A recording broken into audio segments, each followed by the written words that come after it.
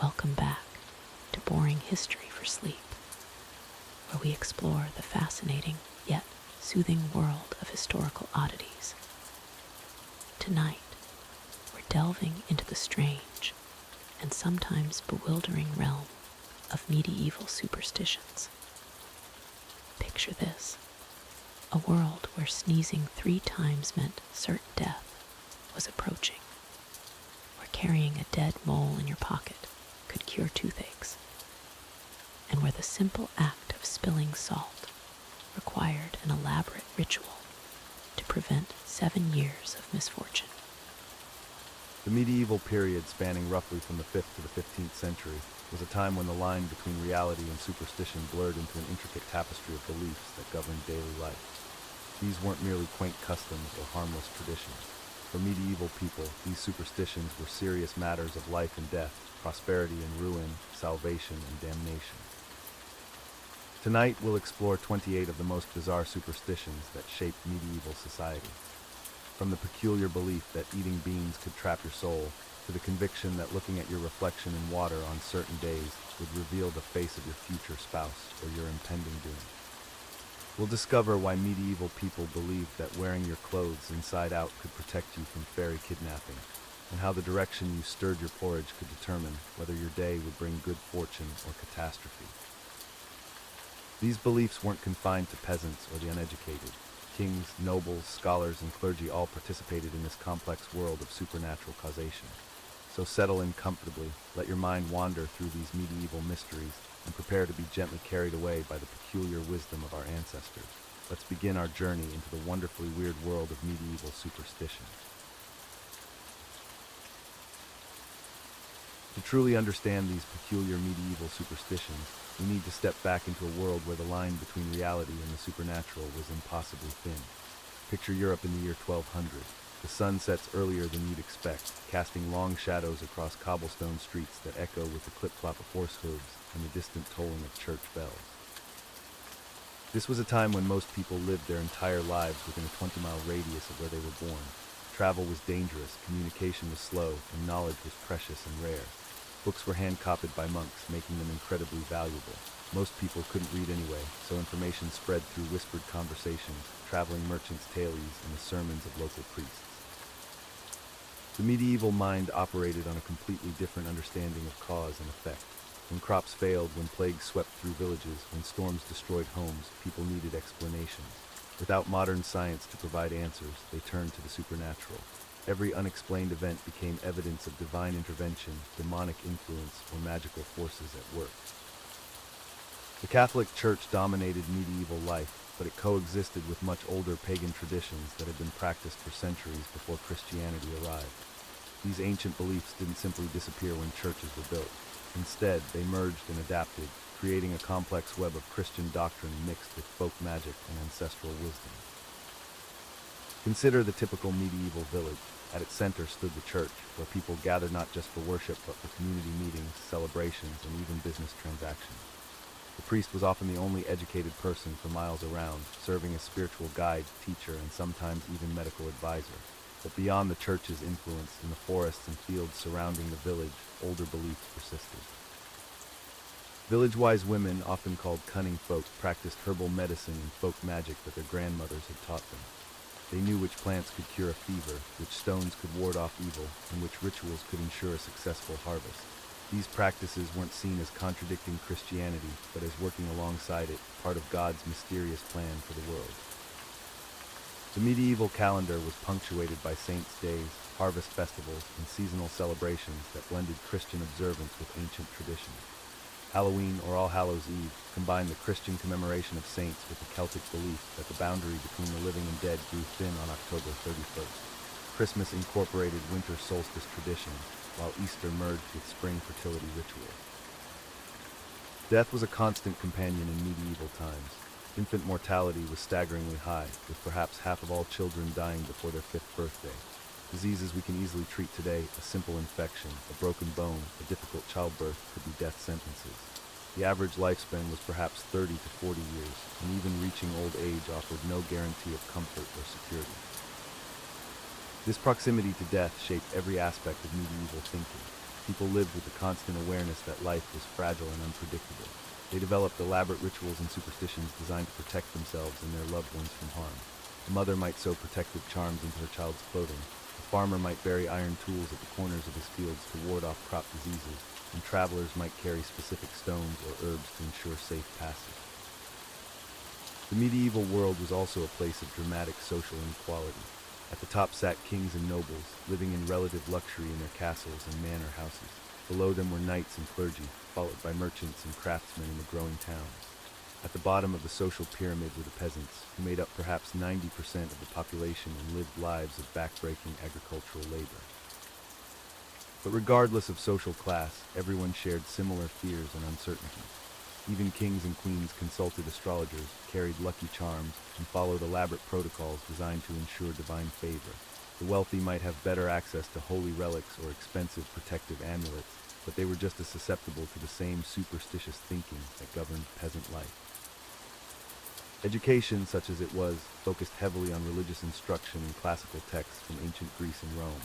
Natural philosophy, what we would call science, was in its infancy. Scholars like Thomas Aquinas were just beginning to reconcile Aristotelian logic with Christian theology. The scientific method wouldn't emerge for several more centuries, so explanations for natural phenomena relied heavily on religious doctrine and inherited folk wisdom. This intellectual framework made supernatural explanations not just plausible but logical. If you believed that God actively intervened in daily life, that angels and demons walked among humans, and that the physical world was merely a reflection of spiritual realities, then superstitious practices made perfect sense. They were practical tools for navigating a dangerous and unpredictable world. The medieval understanding of medicine perfectly illustrates this mindset. Physicians trained in the classical tradition believed that illness resulted from imbalances in the four bodily humors: blood, phlegm, yellow bile, and black bile. Treatment involved bloodletting, purging, and dietary adjustments designed to restore balance. But alongside these medical theories, people also believed that sickness could result from curses, divine punishment, or supernatural influences. A medieval doctor might prescribe both herbal remedies and protective prayers, might recommend both dietary changes and ritual purification. The boundary between medicine and magic was fluid and permeable. Even university-trained physicians often incorporated astrological calculations into their diagnoses, believing that the positions of planets and stars influenced both the timing and treatment of diseases. This blending of rational and supernatural thinking extended to every aspect of medieval life. Architecture incorporated both practical engineering and symbolic protection, with gargoyles and other carved figures serving to ward off evil spirits while also channeling rainwater away from building foundations. Legal systems combined written law with trial by ordeal, believing that divine intervention would ensure just outcomes. As we explore the specific superstitions that emerged from this world, remember that they weren't arbitrary nonsense but logical responses to the challenges and uncertainties of medieval life. Each belief served a purpose, whether practical, psychological, or social. They provided comfort in an uncomfortable world, explanations for the unexplainable, and a sense of control in situations where people had very little actual power. These superstitions would shape European culture for centuries, influencing everything from literature and art to politics and warfare. Some would eventually fade as scientific understanding advanced, but others would prove remarkably persistent, surviving in various forms even into our modern era. Understanding their medieval origins helps us appreciate both how far we've come and how deeply these ancient fears and hopes are embedded in human nature. The arrival of a new life in medieval times was surrounded by an intricate web of superstitions, each designed to protect the most vulnerable members of society.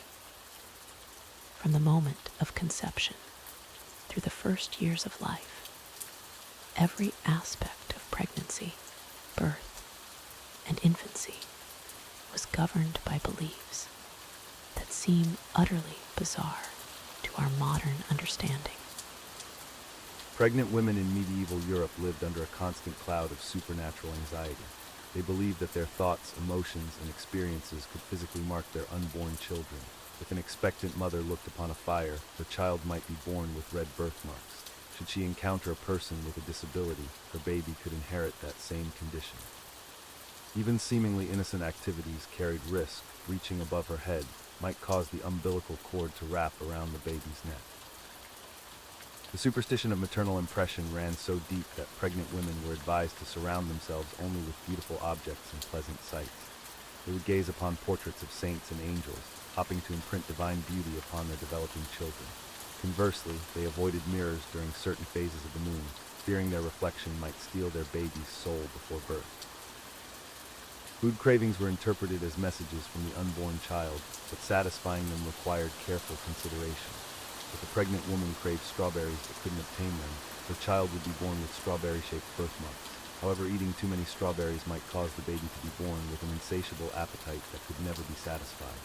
The delicate balance between desire and restraint became a constant source of stress for expectant mothers.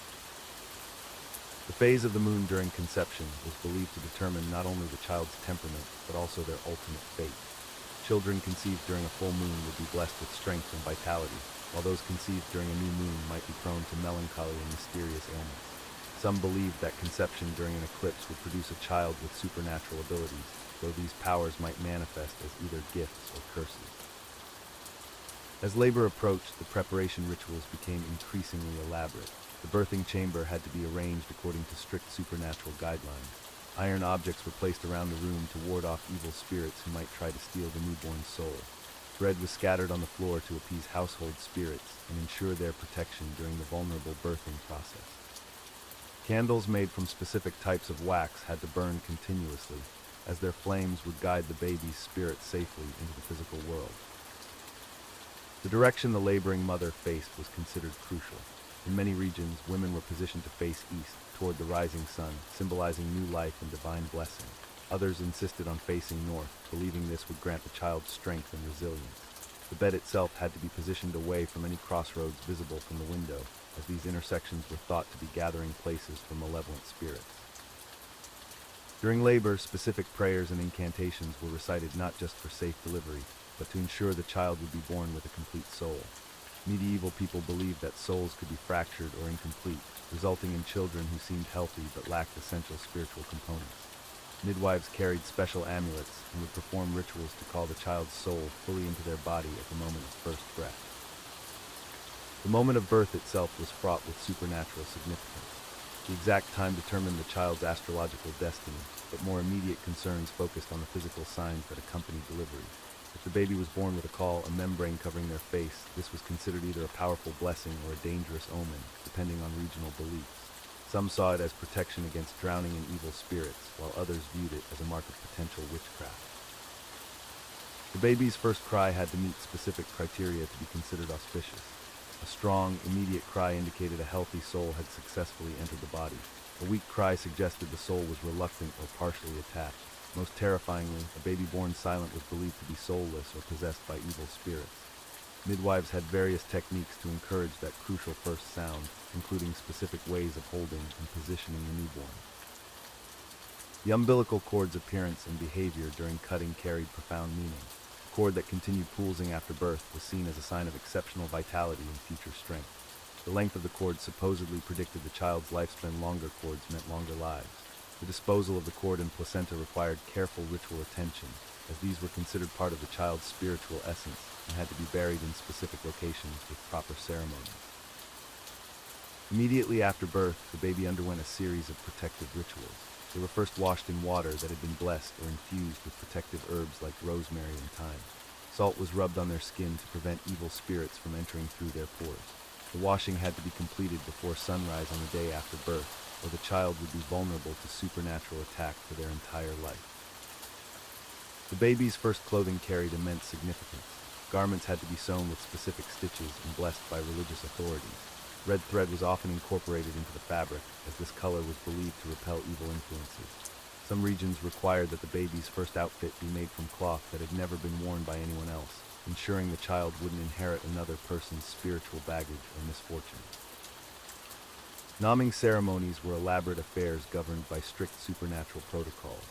The child's name had to be chosen based on the saint's day of their birth, their astrological sign, and family spiritual traditions. Some names were considered so powerful they could only be used if the child showed specific signs of divine favor. Others were believed to be cursed and would bring misfortune to any child who bore them. The timing of baptism was critical, as unbaptized infants were considered especially vulnerable to demonic possession and spiritual theft.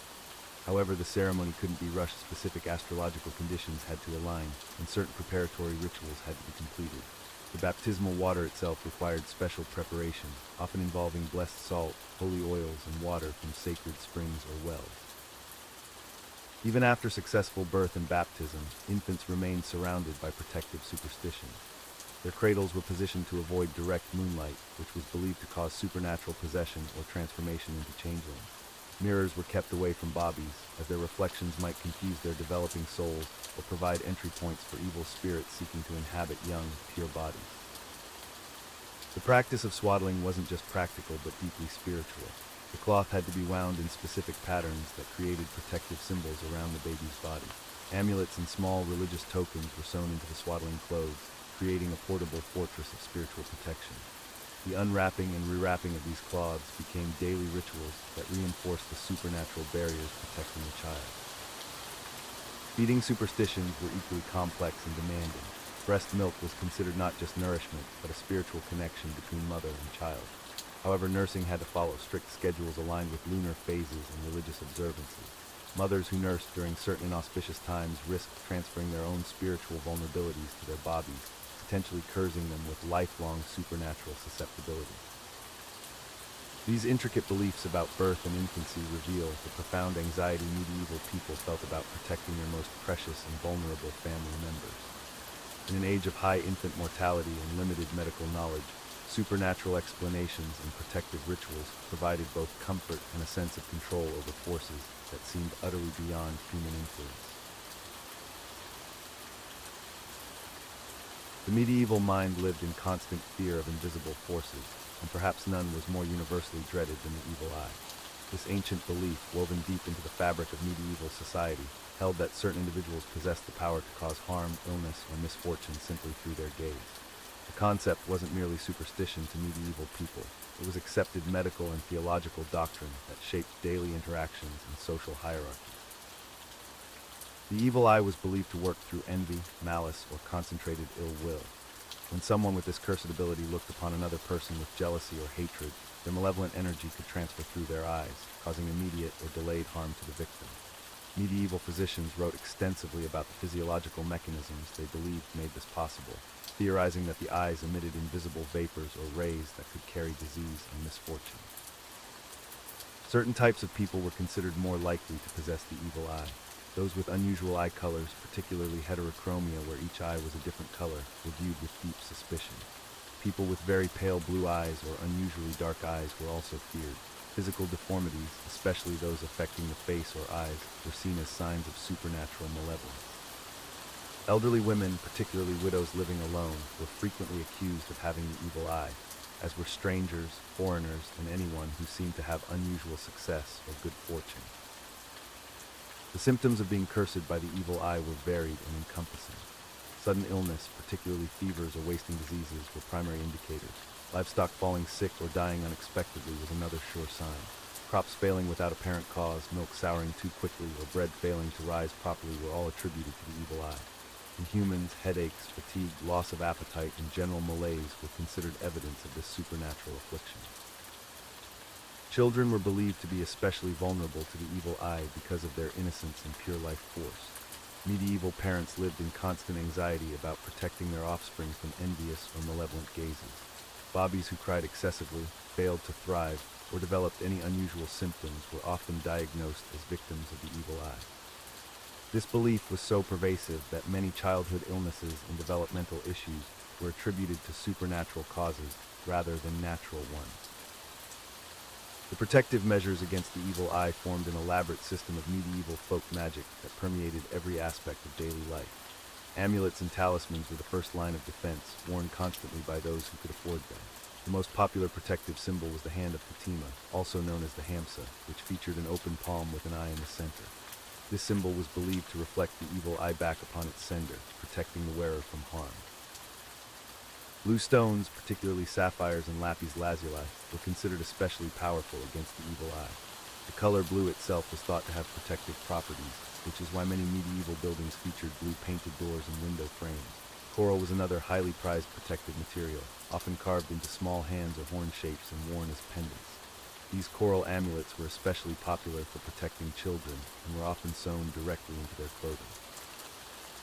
Iron was universally recognized as a substance that evil could not penetrate or corrupt. Horseshoes were nailed above doorways not just for general good luck, but specifically to prevent the evil eye from entering homes. Iron nails were driven into stable doors to protect livestock, and small iron charms were carried in pockets or sewn into garments. The practice of touching iron when feeling threatened, or when encountering someone suspected of having the evil eye, became an automatic response for many medieval people. Salt played a crucial role in protection rituals against the evil eye. Lines of salt were sprinkled across thresholds to prevent malevolent forces from entering homes. Salt was thrown over the left shoulder when someone felt they had been given the evil eye, and it was mixed into food and drink as a protective measure. The purifying properties of salt made it an essential component in most cleansing rituals designed to remove the effects of the evil eye. Religious symbols and prayers formed another layer of protection against the evil eye. Crosses, whether worn as jewelry or painted on walls and doors, were believed to repel malevolent gazes. The sign of the cross made with the hand was a common protective gesture, performed whenever someone felt threatened by the evil eye.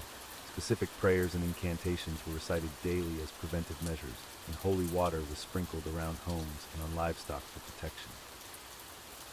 Mirrors were employed as both protective devices and diagnostic tools in the fight against the evil eye. Small mirrors were worn as amulets, positioned to reflect any malevolent gaze back to its source. Larger mirrors were placed strategically in homes and shops to deflect the evil eye away from inhabitants and merchandise. Some medieval practitioners believed they could identify someone with the evil eye by having them look into a mirror, as their reflection would appear distorted or frightened. Certain plants and herbs were cultivated specifically for their protective properties against the evil eye. Garlic was hung in braids around doorways and windows, and cloves were sewn into small pouches and worn as amulets. Rue, known as the herb of grace, was planted in gardens and carried in pockets for protection. Rosemary was burned as incense to cleanse spaces of evil influences, and sprigs were worn in hair or pinned to clothing as personal protection. The ritual of spitting was perhaps the most immediate and universal response to the evil eye. When someone felt they had been given a malevolent look, they would spit 3 times, either literally or symbolically, to break the curse. This practice was so ingrained in medieval culture that the gesture of spitting became automatic when encountering anything considered unlucky or threatening. The saliva was believed to carry away the evil influence and neutralize its power. Elaborate cleansing ceremonies were performed when someone was believed to have been seriously affected by the evil eye. These rituals often involved a combination of religious and folk magic elements. Holy water would be sprinkled while specific prayers were recited, and the victim would be bathed in water infused with protective herbs. Incense made from frankincense, myrrh, and other sacred substances would be burned while the afflicted person was passed through the smoke multiple times. Professional practitioners, often elderly women known as wise women or cunning folk, specialized in diagnosing and treating evil eye afflictions. These practitioners would use various divination methods to confirm whether someone had been cursed and identify the source of the malevolent gaze. Oil dropped into water was a common diagnostic technique, with a pattern formed by the oil indicating the presence and strength of the curse. The social implications of the evil eye belief were profound and often tragic. Accusations of possessing the evil eye could destroy lives and communities. People who were different in any way, whether physically, culturally, or economically, faced constant suspicion and ostracism. The fear was so pervasive that many individuals went to great lengths to appear average and unremarkable, suppressing any traits that might mark them as possessing supernatural powers. Medieval courts sometimes heard cases involving the evil eye, with accusers seeking compensation for damages allegedly caused by malevolent gazes. Witnesses would testify about the timing of illnesses or misfortunes in relation to encounters with the accused. These legal proceedings reveal how deeply the belief in the evil eye was embedded in medieval society, extending beyond folk superstitions into official legal and medical doctrine. The belief in the evil eye created a complex web of social behaviors and etiquette designed to prevent giving or receiving malevolent looks. People learned to avoid staring directly at others, particularly at children, beautiful objects, or signs of prosperity. Compliments were always followed by protective phrases or gestures to prevent the praise from being interpreted as envious and therefore potentially harmful. As we drift deeper into the medieval mindset, we can feel the weight of constant vigilance that characterized daily life. Every glance held potential danger, every interaction required careful navigation of supernatural protocols. The evil eye wasn't just a belief, it was a lens through which medieval people viewed all social relationships, an invisible force that shaped behavior, architecture, fashion, and law. In this world of perpetual spiritual warfare, protection wasn't just advisable, it was essential for survival. Medieval farmers lived at the mercy of weather patterns they couldn't predict or control. Without modern meteorology, they turned to an intricate web of superstitions and omens to guide their agricultural decisions. These beliefs weren't mere folklore, they represented survival strategies passed down through generations of rural communities. The behavior of animals served as the primary weather forecasting system. Farmers believed that when cats washed behind their ears with unusual vigor, rain would arrive within 24 hours. This superstition actually contained a grain of scientific truth. Cats are sensitive to atmospheric pressure changes and may groom more intensively before storms. Pigs carrying sticks in their mouths indicated approaching harsh weather.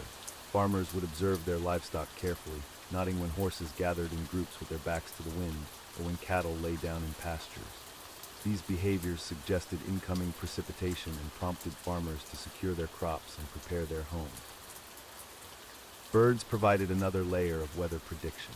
When swallows flew low to the ground, farmers expected rain because the insects these birds hunted would fly lower in humid conditions preceding storms. Roosters crowing at unusual times, particularly during afternoon hours, warned of weather changes within the next day or two. The positioning of smoke from chimneys carried significant meaning. Smoke that rose straight up indicated fair weather would continue, while smoke that hung low or dispersed quickly suggested approaching storms. This observation actually reflected atmospheric pressure differences that affect how smoke behaves in different weather conditions. Plant behavior offered additional weather clues. Farmers watched for flowers that closed their petals during daylight hours, interpreting this as a sign of incoming rain. Dandelions that remained closed past their usual opening time warned of wet weather ahead. Tree leaves that showed their undersides when rustled by wind indicated storms within the next few hours. The phases of the moon governed planting and harvesting schedules across medieval Europe. Farmers believed crops planted during a waxing moon would grow more vigorously because the moon's increasing light would draw energy upward through the plants. Root vegetables, however, should be planted during a waning moon when the lunar energy supposedly moved downward into the earth. Specific lunar timing determined different agricultural activities. Farmers would only cut timber during the dark of the moon, believing wood harvested during this phase would be stronger and less prone to insect infestation. Grain harvesting required careful attention to lunar phases. Wheat cut during a full moon would store better and resist spoilage throughout the winter months. The color and clarity of the moon provided weather predictions. A red moon warned of strong winds within 3 days. A pale moon suggested rain, while a bright, clear moon indicated continued fair weather. Halos around the moon counted as particularly ominous signs. Farmers would rush to complete outdoor work before the storms these halos supposedly heralded. Solar observations carried equal importance in medieval agricultural planning.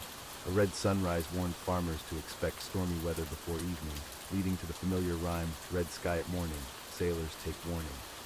This superstition actually reflects meteorological principles about how sunlight interacts with atmospheric particles during different weather patterns. The intensity and color of sunsets provided the next day's weather forecast.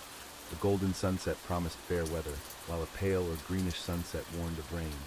Farmers would adjust their work schedules based on these evening observations, choosing to delay harvesting or rush to complete field work before predicted storms arrived. Wind direction and behavior carried specific meanings for agricultural communities. Wind from the east brought the worst weather, storms, cold temperatures, and crop damage. The saying, "when the wind is in the east, 'tis neither good for man nor beast," reflected this belief. Farmers would secure their animals and protect vulnerable plants when eastern winds began blowing. Sudden changes in wind direction, particularly from south to north, indicated severe weather approaching within hours. Farmers learned to recognize these shifts and would immediately halt outdoor activities, bringing livestock to shelter and covering crops with whatever materials they had available.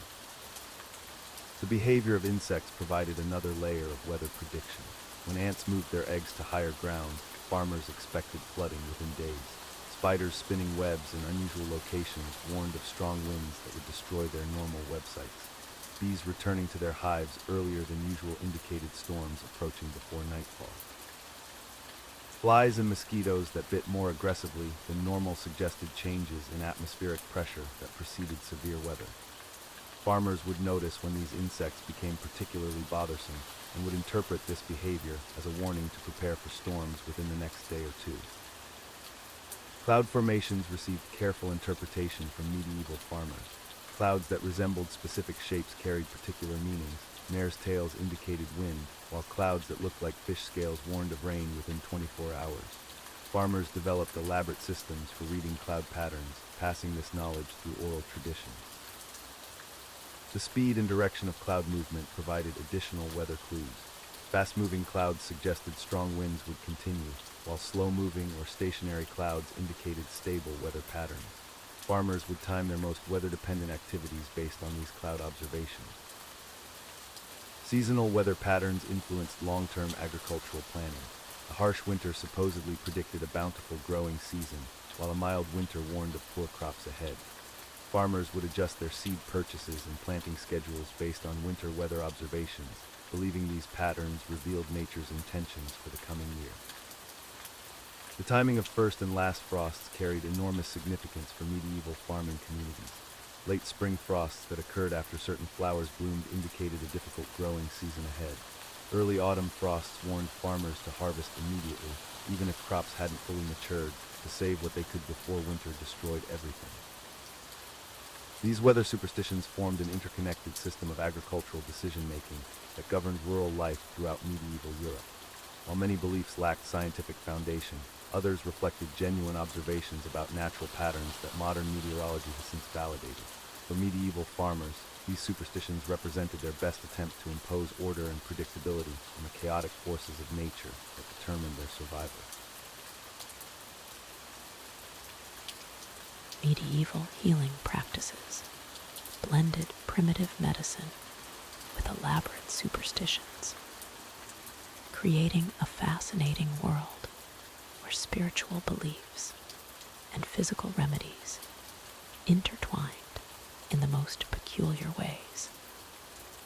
The doctrine of signatures dominated medieval medical thinking. This belief held that God had marked every plant, mineral, and animal with a sign indicating its medicinal purpose. Walnuts, resembling the human brain with their wrinkled surface, were prescribed for headaches and mental ailments. Yellow flowers like celandine were used to treat jaundice, while red substances were believed to cure blood disorders. Physicians would spend hours examining the shape, color, and texture of natural objects, searching for divine clues about their healing properties. A heart-shaped leaf obviously treated heart conditions, while kidney-shaped beans cured kidney stones. This wasn't mere coincidence to medieval minds, but rather God's deliberate design to help humanity identify proper remedies. The timing of medical treatments followed strict astrological rules. Each part of the human body corresponded to specific zodiac signs and planetary influences. Aries governed the head, Taurus the neck and throat, Gemini the arms and lungs. Surgeons consulted detailed astrological charts before performing any procedure, waiting for favorable planetary alignments.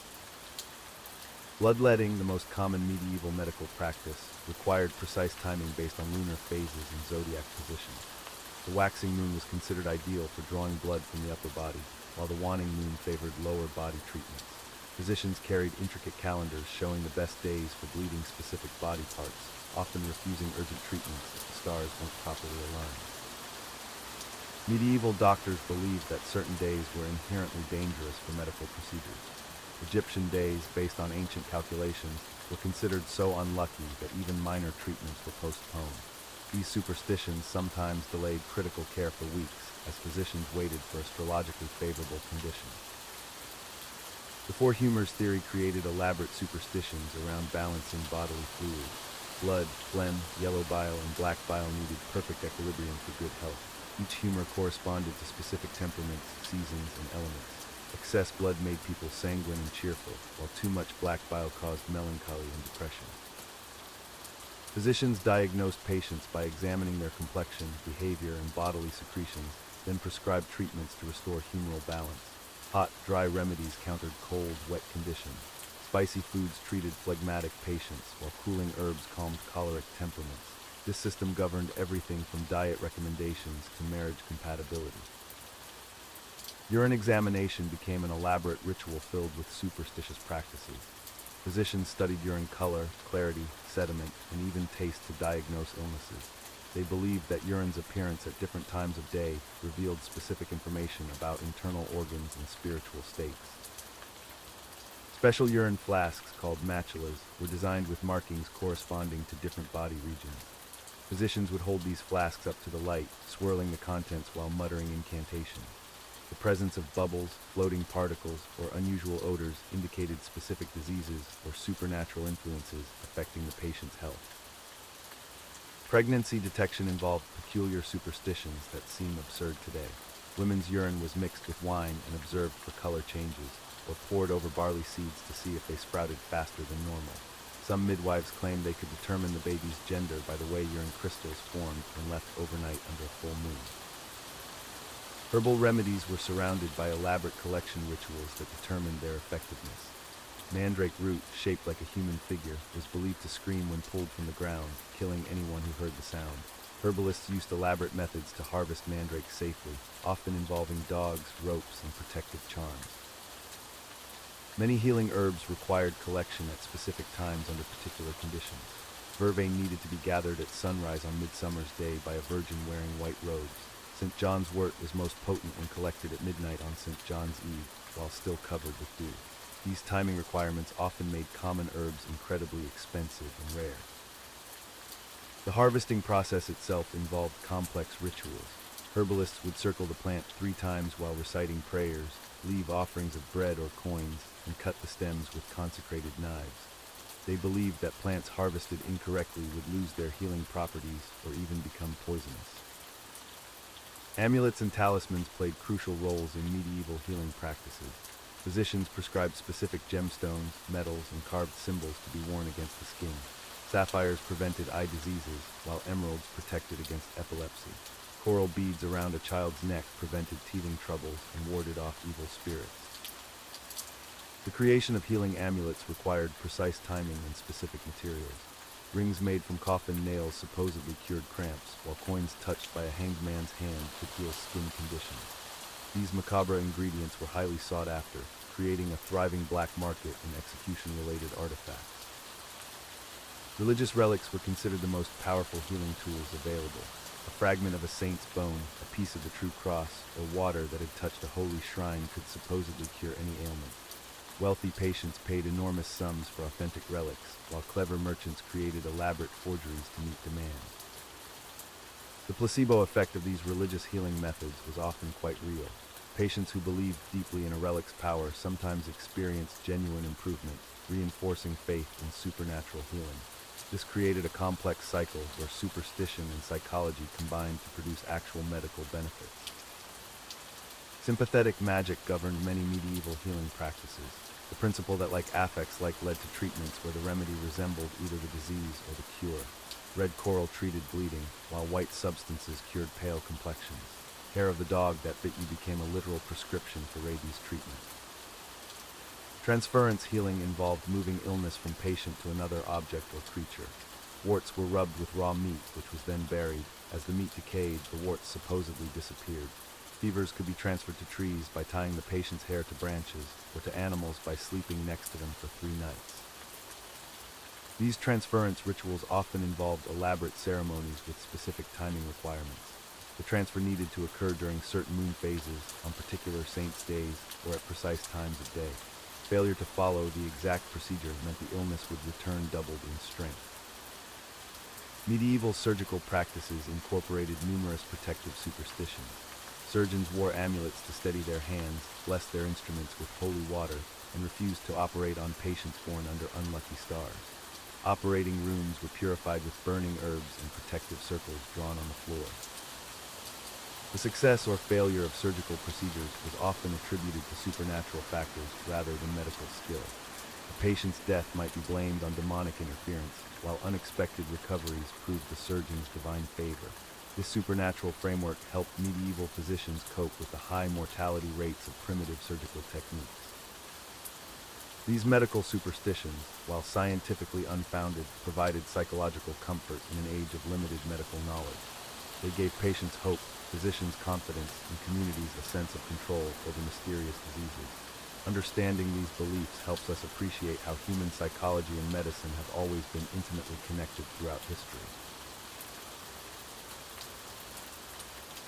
Medieval people lived in a world where animals were not just companions or livestock, but mystical beings capable of influencing human fate. Every creature, from the smallest spider to the mightiest horse, carried supernatural significance that could determine whether you lived or died, prospered or suffered. Black cats, now beloved Halloween symbols, were once considered harbingers of doom. If a black cat crossed your path, especially from left to right, it meant the devil himself had marked you for misfortune. Medieval households would often kill black cats on sight, believing their presence invited evil spirits into the home. Ironically, this mass killing of cats contributed to the spread of plague-carrying rats, creating the very disasters people feared the cats would bring. But cats weren't the only felines with supernatural powers. Medieval people believed that all cats possessed 9 lives because they served as vessels for witches' souls. When a witch died, her spirit would inhabit a cat for protection. This belief was so strong that suspected witches were often tortured alongside their cats, as authorities believed harming the animal would weaken the witch's power. Owls held equally ominous significance in medieval minds. Their nocturnal nature and haunting calls made them perfect messengers of death. If an owl perched on your roof and hooted 3 times, someone in your household would die within a fortnight. Medieval people would throw stones at owls, ring bells, or bang pots to drive them away, believing that silencing the owl could prevent the predicted death. The sight of an owl during daylight was considered even more terrifying. This unusual behavior meant that supernatural forces were so strong they could compel a night creature to appear in sunlight. Medieval chroniclers recorded instances where entire villages fled their homes after witnessing a daytime owl, convinced that apocalyptic events were imminent. Spiders, despite their beneficial role in controlling pests, were viewed with deep suspicion. Medieval people believed spiders were servants of Satan, weaving webs to trap human souls. However, their relationship with spiders was complicated. While most spider encounters were considered unlucky, finding a small spider in your morning bread was actually fortunate, as it meant the creature had blessed your food with protection against poison. The superstition surrounding spiders extended to their webs. Walking through a spider web meant you had disturbed the devil's handiwork, and you needed immediate spiritual cleansing. Medieval people would recite specific prayers and cross themselves multiple times after such encounters. Some would even visit priests for formal absolution, treating the incident as seriously as any other sin. Ravens and crows, with their intelligence and dark plumage, were considered direct messengers from the underworld. A single raven cawing near your home meant death was approaching. 2 ravens meant war was coming to your region. 3 ravens together were the most feared sight of all, as they supposedly indicated that the devil himself was planning to visit your area. Medieval people developed elaborate rituals to protect themselves from corvid omens. They would scatter blessed salt around their homes, hang iron horseshoes over doorways, and burn specific herbs to create protective smoke barriers. Some communities employed professional raven watchers who would monitor these birds and warn townspeople of impending supernatural threats. Horses, being valuable and intelligent animals, carried their own complex web of superstition. A horse that refused to cross a particular spot was believed to sense supernatural danger. Medieval travelers would never force a horse across such areas, instead taking lengthy detours to avoid whatever evil the animal had detected. This belief was so strong that some roads were permanently rerouted based on horses' behavioral patterns. The color of a horse's coat held deep significance. White horses were considered blessed by angels and could protect their riders from demonic attacks. Black horses, conversely, were viewed with suspicion, as they might be demons in disguise. Medieval knights would often refuse to ride black horses into battle, believing they would bring defeat and death. Pigs, despite being common livestock, were associated with powerful supernatural forces. Medieval people believed pigs could see the wind, making them natural weather predictors.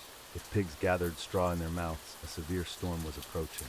If they rolled in mud more than usual, it meant evil spirits were agitating the earth beneath them. The squealing of pigs held particular significance. A pig that squealed continuously without apparent cause was believed to be warning of supernatural danger. Medieval farmers would often slaughter such pigs immediately, fearing that demons had possessed the animals and were using them to communicate with other evil spirits. Dogs, humanity's loyal companions, carried both protective and ominous supernatural associations. A dog howling at night meant death was near, but the location of the howling determined who would die. If the dog faced your house while howling, someone in your family was doomed. If it faced away, a neighbor would perish instead. Medieval people believed dogs could see ghosts and demons invisible to human eyes. When a dog barked at seemingly empty air, it was warning of supernatural presence. Wise households would immediately begin protective rituals, lighting blessed candles and reciting prayers to ward off whatever evil their dog had detected. Roosters held special power as creatures of dawn, symbolizing the triumph of light over darkness. Their crowing at unusual hours was considered a supernatural warning. A rooster crowing at midnight meant demons were gathering nearby. Crowing at sunset indicated that evil spirits were preparing for nighttime activities. Medieval communities often kept roosters specifically for their supernatural protective qualities. The belief was so strong that some churches incorporated live roosters into their architecture, housing them in special coops built into bell towers. These sacred roosters were thought to provide divine protection for the entire congregation. Mice and rats, despite being common pests, carried their own supernatural significance. Medieval people believed these rodents could predict disasters by their behavior patterns. Rats fleeing a building en masse meant structural collapse was imminent. Mice appearing in unusual numbers indicated that supernatural forces were disturbing the natural order. Even domestic animals like chickens and goats had supernatural associations. A hen that crowed like a rooster was considered an abomination that would bring terrible luck to the household. Such birds were immediately killed and burned, as medieval people believed they were possessed by demons attempting to corrupt the natural order. These animal-based superstitions weren't mere folklore but serious beliefs that influenced daily decisions, travel routes, and major life choices. Medieval people structured their entire lives around these supernatural interpretations of animal behavior, creating a world where every creature encounter held potential for divine blessing or diabolic curse. The medieval world was populated not just by humans, but by an entire ecosystem of supernatural beings that shaped daily life and belief. These weren't merely stories told around fires, but genuine fears that influenced architecture, agriculture, and social customs across Europe. Let us begin with the banshee, a creature whose very name could silence an entire Irish village. The banshee was believed to be attached to specific families, particularly those of ancient Gaelic lineage. She appeared as either a beautiful young woman, an elderly crone, or a washerwoman by a river, always dressed in gray or white robes that seemed to flow like mist. The banshee's wail was unmistakable, a keening cry that could be heard for miles, penetrating stone walls and wooden shutters. Families would recognize their particular banshee's voice, passed down through generations of oral tradition. When heard, it meant death would visit the household within 3 days. Some families claimed their banshee had been wailing for centuries, marking the passing of each generation. What made the banshee particularly terrifying was her accuracy. Medieval records from Irish monasteries document numerous instances where a banshee's cry preceded death by exactly the foretold time. Families would begin funeral preparations immediately upon hearing their banshee, such was their faith in this supernatural herald. Moving to the forests of medieval Europe, we encounter the wild hunt, a phenomenon that struck terror into the hearts of entire regions. The wild hunt was believed to be a ghostly procession of hunters, led by various figures depending on the local tradition, sometimes Odin, sometimes a local lord who had died violently, sometimes the devil himself. The hunt would appear during the darkest nights of winter, particularly between Christmas and Epiphany. Witnesses described hearing the thundering of hooves, the baying of spectral hounds, and the blast of hunting horns echoing through the sky. The procession moved with supernatural speed, crossing vast distances in moments, leaving behind a trail of otherworldly cold. Those unfortunate enough to be caught outdoors during the wild hunt faced terrible fates. Some were swept up to join the eternal chase, their souls bound forever to the ghostly riders. Others were simply struck dead by the supernatural wind that preceded the hunt. Entire villages would barricade themselves indoors during the hunt season, refusing to venture out even for emergencies. The fear of the wild hunt influenced medieval architecture significantly. Many churches built during this period feature special sanctuaries designed as refuges from supernatural forces. These sacred spaces were believed to be the only places where the hunt could not penetrate, leading to the tradition of seeking sanctuary in holy ground. In the depths of medieval forests lurked another terror, the Nuckalabby, a creature so horrifying that even other supernatural beings feared it. Originating in Orkney folklore but spreading throughout northern Europe, the Nuckalabby was described as a skinless horse with a human torso growing from its back, all muscles and sinew visible, dripping with supernatural ichor. The Nuckalabby was blamed for droughts, crop failures, and livestock diseases. Its very presence was said to poison the land, causing wells to run dry and grass to wither. The creature emerged from the sea during times of great hardship, bringing with it plagues and famine that could devastate entire regions. What made the Nuckalabby particularly feared was its intelligence and malevolence. Unlike mindless monsters, it actively sought to cause suffering, targeting specific communities that had somehow offended it. Medieval texts describe elaborate rituals designed to appease the creature, including the sacrifice of the finest livestock and the offering of precious metals to the sea. The only protection against the Nuckalabby was running water, particularly fresh water. Streams and rivers formed natural barriers that the creature could not cross, leading to the medieval practice of building settlements near multiple water sources. Many ancient bridges in Scotland and northern England were built with this supernatural threat in mind, designed to provide quick escape routes over running water. Perhaps no supernatural creature was more intimately connected to daily medieval life than the household spirit known as the brownie in Scotland, the domovoi in Russia, and by various names throughout Europe. These beings were neither wholly good nor evil, but rather capricious entities that could bring either blessing or curse to households. Brownies were typically described as small, hairy men who lived in the walls, attics, or cellars of homes. They were incredibly strong despite their size, capable of completing a full day's work in a single night. A satisfied brownie would milk cows, churn butter, harvest grain, and perform countless other tasks while the family slept. However, brownies were notoriously temperamental. They expected to be treated with respect and provided with simple offerings, usually a bowl of milk or porridge left by the hearth. Families developed elaborate unspoken contracts with their brownies, learning through trial and error what pleased or angered their particular spirit. The consequences of offending a brownie were severe. An angry brownie could sour milk, spoil food, break tools, and cause endless mischief. Some particularly vindictive brownies would drive families from their homes entirely, making life so unbearable that abandonment was the only option. Medieval property records show numerous instances of houses being sold for far below their value due to spiritual difficulties. Interestingly, brownies were believed to be bound to specific locations rather than families. When a family moved, they would often perform rituals to transfer their brownies' allegiance to the new occupants, or attempt to convince the spirit to follow them to their new home. These negotiations could take months and often involved the local priest or wise woman as an intermediary. The relationship between humans and brownies reveals much about medieval attitudes toward the supernatural. These were not distant, mythical beings, but intimate parts of daily life. Children grew up knowing their family's brownie by reputation if not by sight, learning the household rules that kept the spirit content. As we delve deeper into the medieval supernatural world, we begin to understand that these creatures were not merely products of imagination, but integral parts of a complex belief system that governed every aspect of life. From the banshee's death warning to the brownie's household assistants, supernatural beings provided explanations for the unexplainable and structure for the uncertain world of medieval existence.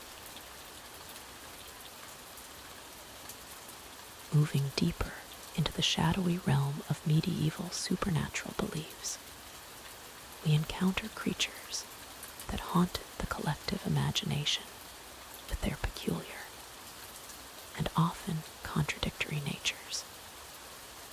These beings existed in the liminal spaces between the known and unknown, between the sacred and profane, embodying the complex fears and hopes of medieval society. The changeling represented one of the most persistent and troubling supernatural beliefs of the medieval period. According to widespread folklore, fairies would steal human bodies from their cradles, replacing them with their own offspring or enchanted pieces of wood. These fairy children, known as changelings, were believed to be sickly, difficult, and possessed of an otherworldly appearance that marked them as inhuman impostors. Medieval parents developed elaborate rituals to protect their infants from such supernatural theft. Iron objects were placed around cribs, as fairies were thought to be repelled by cold iron. Protective herbs like rowan and elderflower were woven into baby clothes or hung above sleeping areas. Some families would never leave a newborn alone, believing that constant human presence created a barrier against fairy intervention. The changeling belief served multiple psychological and social functions in medieval society. It provided an explanation for children born with disabilities or developmental differences, offering a supernatural cause rather than accepting these conditions as natural variations. Parents who struggled with difficult children could attribute behavioral problems to fairy interference rather than questioning their own parenting methods. Detection of changelings involved various folk tests that seem cruel by modern standards. Suspected changeling children might be placed near fires or threatened with violence, based on the belief that fairy children would reveal their true nature when frightened or hurt. Some communities practiced elaborate rituals involving eggshells and brewing, believing that changelings would speak or react in ways that exposed their supernatural origins. The wild hunt emerged as another powerful supernatural concept that captured medieval imaginations across northern and western Europe. This spectral procession was said to ride through the night sky during the darkest months of winter, led by various mythological figures depending on regional traditions. In Germanic areas, Woden or Odin led the hunt, while Celtic regions attributed leadership to fairy kings or ancient heroes. Witnesses described hearing the thunderous sound of hooves, baying hounds, and hunting horns echoing through winter nights. The wild hunt was believed to sweep up anyone unfortunate enough to encounter it directly, carrying souls away to supernatural realms from which few returned. Medieval people developed specific behaviors to avoid attracting the attention of these ghostly hunters. During the wild hunt season, typically running from late autumn through early spring, people would avoid traveling alone at night. They would close shutters tightly and avoid looking directly at the sky when strange sounds filled the air. Some traditions suggested that leaving offerings of bread or ale outside homes could appease the supernatural hunters and ensure safe passage through the dangerous months. The hunt served as a powerful metaphor for the uncontrollable forces of nature and death that medieval people faced during harsh winter months. It embodied fears about isolation, starvation, and the thin line between civilization and chaos that became most apparent when communities were trapped by snow and shortened daylight hours. Revenants occupied a particularly disturbing place in medieval supernatural beliefs, representing the dead who refused to remain properly buried. Unlike later vampire folklore, medieval revenants were typically motivated by unfinished business, injustice, or improper burial rites rather than bloodthirst. These animated corpses were said to return to their communities to complete tasks, seek vengeance, or simply because they could not accept their own deaths. Medieval chronicles contain numerous accounts of revenant encounters, often describing them as possessing superhuman strength and an obsessive focus on specific goals. They might return to collect debts, reveal the location of hidden treasures, or expose the crimes that led to their deaths. Some revenants were benevolent, helping their families or communities, while others brought disease, bad luck, or direct harm to the living. Communities developed specific methods for dealing with revenant problems. Proper burial rites became increasingly elaborate, designed to ensure that the dead remained peacefully in their graves. Bodies might be weighted down with stones, buried at crossroads, or interred with specific protective objects. In extreme cases, suspected revenants would be exhumed and destroyed through burning, dismemberment, or staking. The revenant belief system reflected medieval anxieties about death, proper social order, and the importance of completing earthly obligations. It reinforced the necessity of confession, proper burial practices, and the settlement of debts and disputes before death. These supernatural concerns shaped inheritance laws, funeral customs, and community responses to sudden or suspicious deaths. Water spirits, known by various names across different regions, represented another category of supernatural beings that demanded specific behavioral responses from medieval communities. These entities inhabited rivers, lakes, wells, and springs, controlling access to water sources that were essential for survival. They could appear as beautiful maidens, handsome young men, or more obviously supernatural creatures with fish-like or amphibian characteristics. Medieval water spirits were typically portrayed as capricious beings who might help or harm humans depending on how they were approached and treated. They could grant wishes, provide protection during water travel, or offer knowledge about future events. However, they were equally likely to drown travelers, contaminate water supplies, or demand human sacrifices in exchange for their cooperation. Specific rituals developed around water spirit appeasement varied by region, but commonly involved offerings thrown into water sources. Coins, flowers, food, or crafted objects might be cast into rivers or wells to ensure safe passage or clean drinking water. Some communities held annual festivals honoring local water spirits, combining Christian and pagan elements in elaborate ceremonies designed to maintain supernatural goodwill. These beliefs shaped medieval settlement patterns, trade routes, and daily water usage practices. Communities would avoid certain water sources during specific times of year when spirits were believed to be most active or dangerous. Bridge construction, well digging, and mill placement all required consideration of potential supernatural inhabitants and their territorial claims. The enduring power of these supernatural beliefs lay not in their literal truth, but in their ability to provide frameworks for understanding and responding to the uncertainties of medieval life.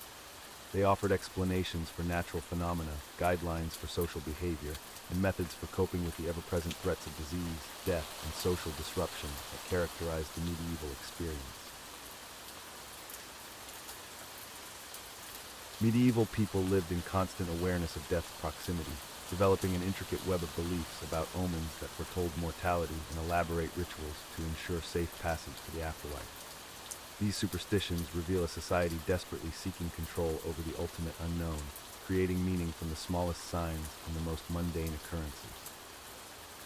The medieval mind saw death's approach in countless everyday phenomena.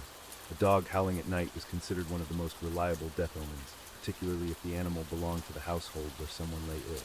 The direction of the howl mattered greatly. If the dog faced the house while howling, death would claim someone within those walls within 3 days. If the howl came from the direction of the cemetery, the deceased spirit was calling for company in the afterlife. Birds carried especially potent death messages in medieval superstition. A robin tapping at a window warned of impending mortality, while a wren singing near a sick room meant the patient would not recover. Crows gathering in unusual numbers foretold plague or battle, their black forms seen as harbingers of mass death. The appearance of a white crow, however, was considered so ominous that entire villages would flee, believing it announced the end of the world itself. Domestic animals provided their own death warnings.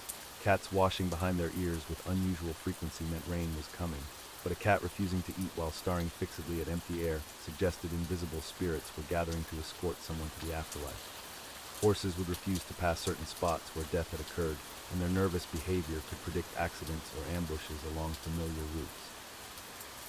The behavior of fire and candles held deep significance for medieval people seeking death omens.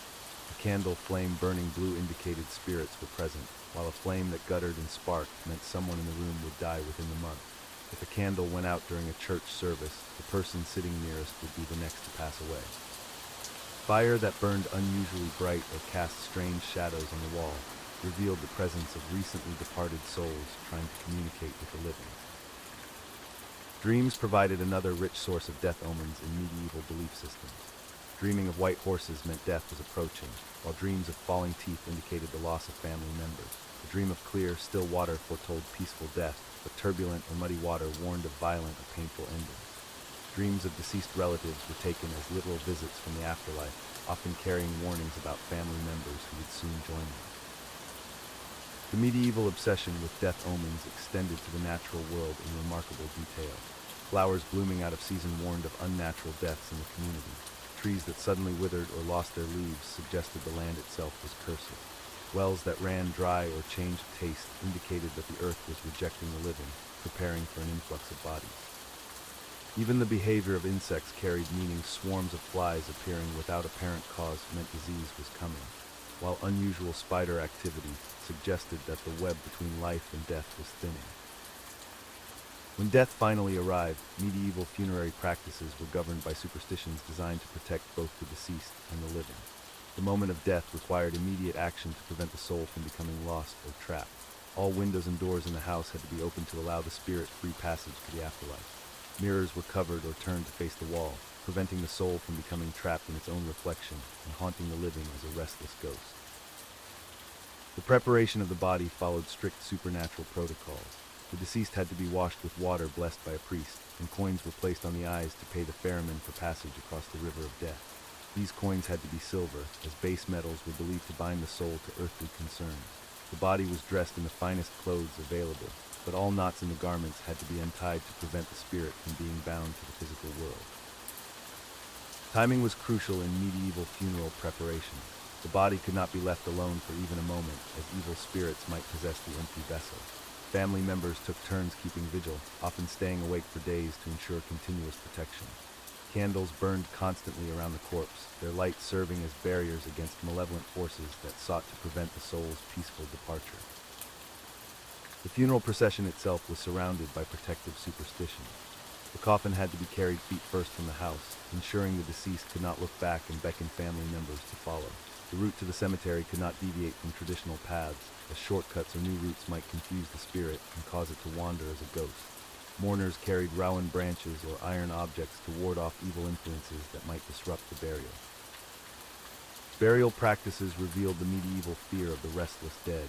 Bodies were positioned facing east, toward the rising sun and the direction of Christ's anticipated return. Heavy stones were sometimes placed on the chest to prevent the deceased from rising as a vampire or revenant. In cases where the person had died under suspicious circumstances or lived a particularly sinful life, stakes were driven through the heart, or the body was buried at a crossroads where the confused spirit would be unable to find its way back to trouble the living. The cemetery itself was considered a threshold between worlds, requiring constant vigilance and protective measures. Fresh graves were watched carefully for signs of disturbance, as newly buried bodies were most vulnerable to supernatural interference. Flowers planted on graves had to be specific varieties: rosemary for remembrance, yew for eternal life, and lavender for peace. These plants were believed to create a protective barrier around the burial site while providing comfort to the departed soul. Post-funeral superstitions governed behavior for weeks after the burial. The deceased's clothing had to be given away or burned within 7 days, as keeping personal items might anchor the spirit to the earthly realm. The family could not sweep the house for 3 days after the funeral, believing that the soul might still be lingering and could be accidentally swept away before completing its journey to the afterlife. These elaborate death omens and funerary superstitions reflected medieval society's deep anxiety about mortality in the afterlife. In an age where death was ever present and medical understanding limited, these beliefs provided structure and meaning to the universal human experience of loss, creating the illusion of control over forces that remained fundamentally mysterious and terrifying. In the shadowy corridors of medieval cathedrals and the humble chambers of peasant homes alike, sacred objects held power that transcended the physical realm. These weren't merely decorative items or simple tools of worship.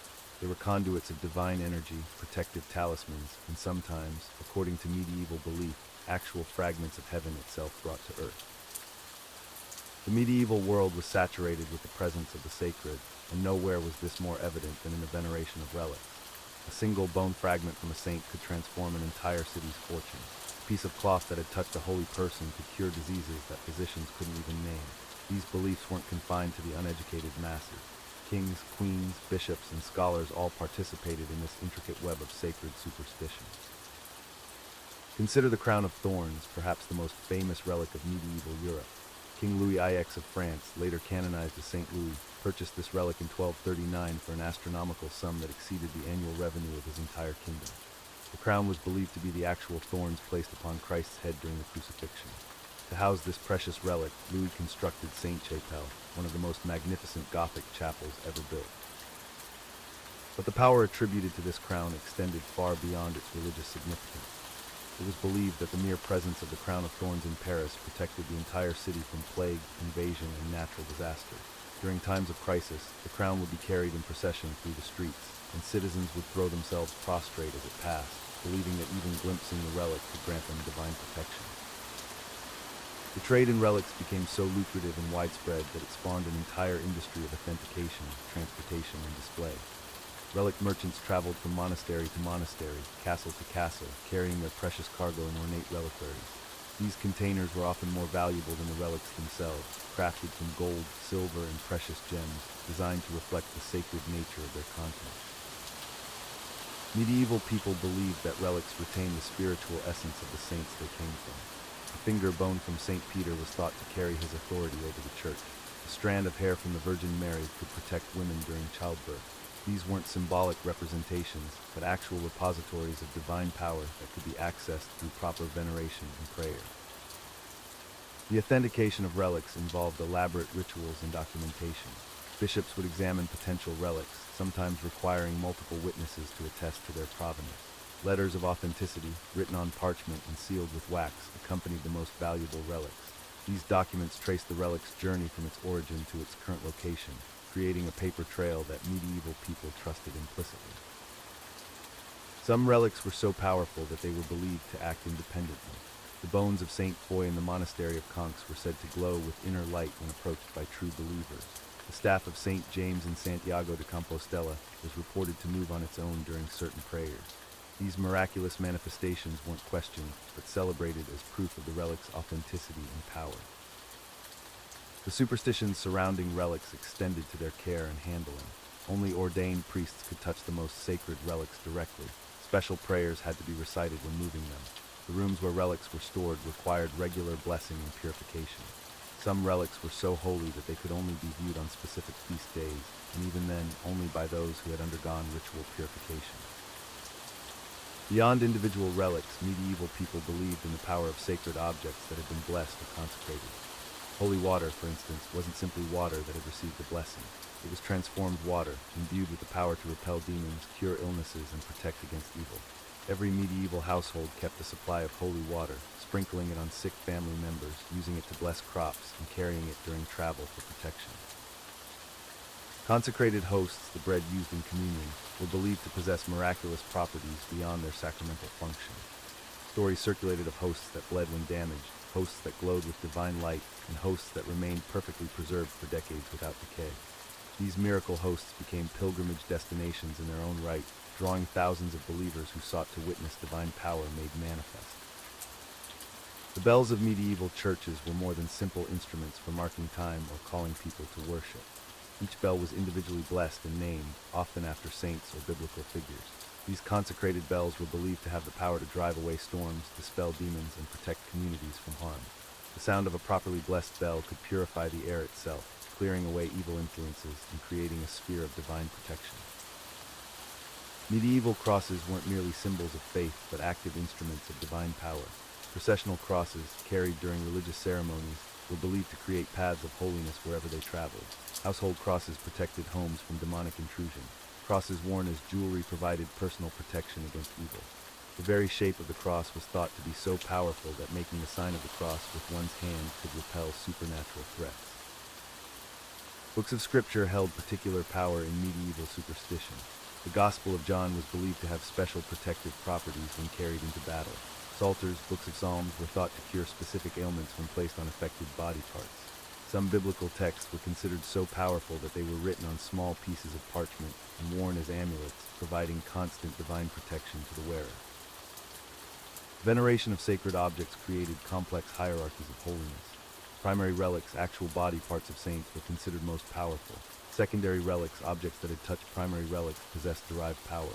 Tertiary relics, items that had merely been in the presence of secondary relics, still retained some measure of sacred influence. This system allowed for the multiplication of sacred objects, as each level could create the next through proximity and contact. Pilgrimage badges, small metal tokens purchased at holy sites, were more than souvenirs. These badges were believed to carry the spiritual power of the pilgrimage destination back to the pilgrim's home. They were sewn onto clothing, attached to hats, and displayed in homes as ongoing sources of divine protection.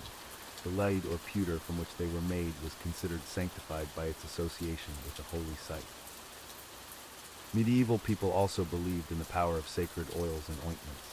Chrism, the oil used in baptism and confirmation, was thought to create a permanent spiritual seal on the recipient. Oil from lamps that burned before sacred relics was collected and used for healing. Even the wax from candles that had burned in holy places was saved and used to create protective amulets and healing remedies. The superstitions surrounding sacred objects influenced medieval architecture and urban planning. Churches were positioned to maximize the protective influence of their relics over surrounding communities. Reliquaries were placed at specific locations within churches to create patterns of sacred energy. Some cities were designed with multiple churches positioned to create overlapping fields of divine protection, ensuring that no area remained spiritually vulnerable. As we drift deeper into the medieval mindset, we find a world where the boundary between the physical and spiritual realms was gossamer thin, where a simple piece of cloth or fragment of bone could alter the course of history, and where the sacred permeated every aspect of daily life through objects imbued with divine power.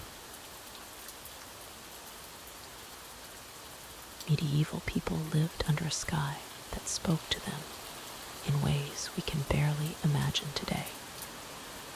Every celestial event carried profound meaning.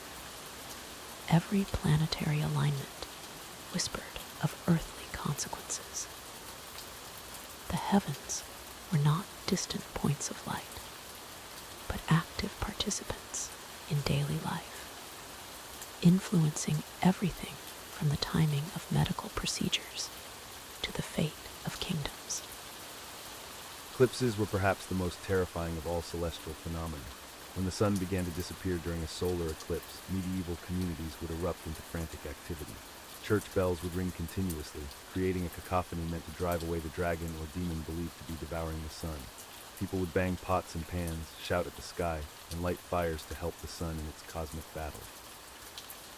The belief in celestial dragons consuming the sun was nearly universal across medieval Europe.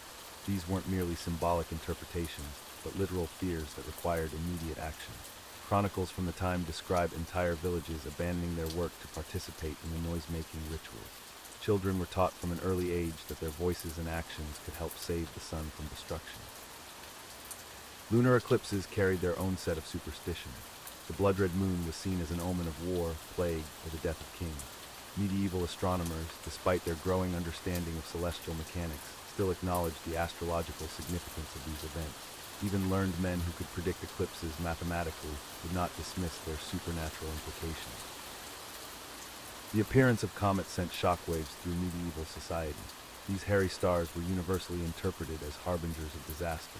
The Great Comet of 1066, visible just before the Norman conquest of England, was later cited as divine confirmation of the political upheaval to come. Medieval chroniclers meticulously recorded comet sightings alongside the calamities that followed, creating a historical record that seemed to validate their fears.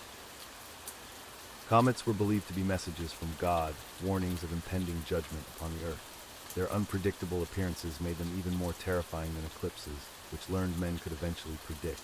The comet's tail was thought to sweep disease and death across the lands it pointed toward, leading to elaborate rituals of purification and prayer in affected regions.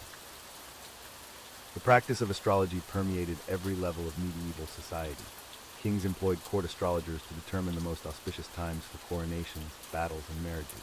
These weren't casual consultations, but serious governmental decisions based on the positions of planets and stars. The belief that celestial bodies directly influenced earthly events was so fundamental that major political decisions were postponed if the stars were unfavorable. Medical astrology was equally important.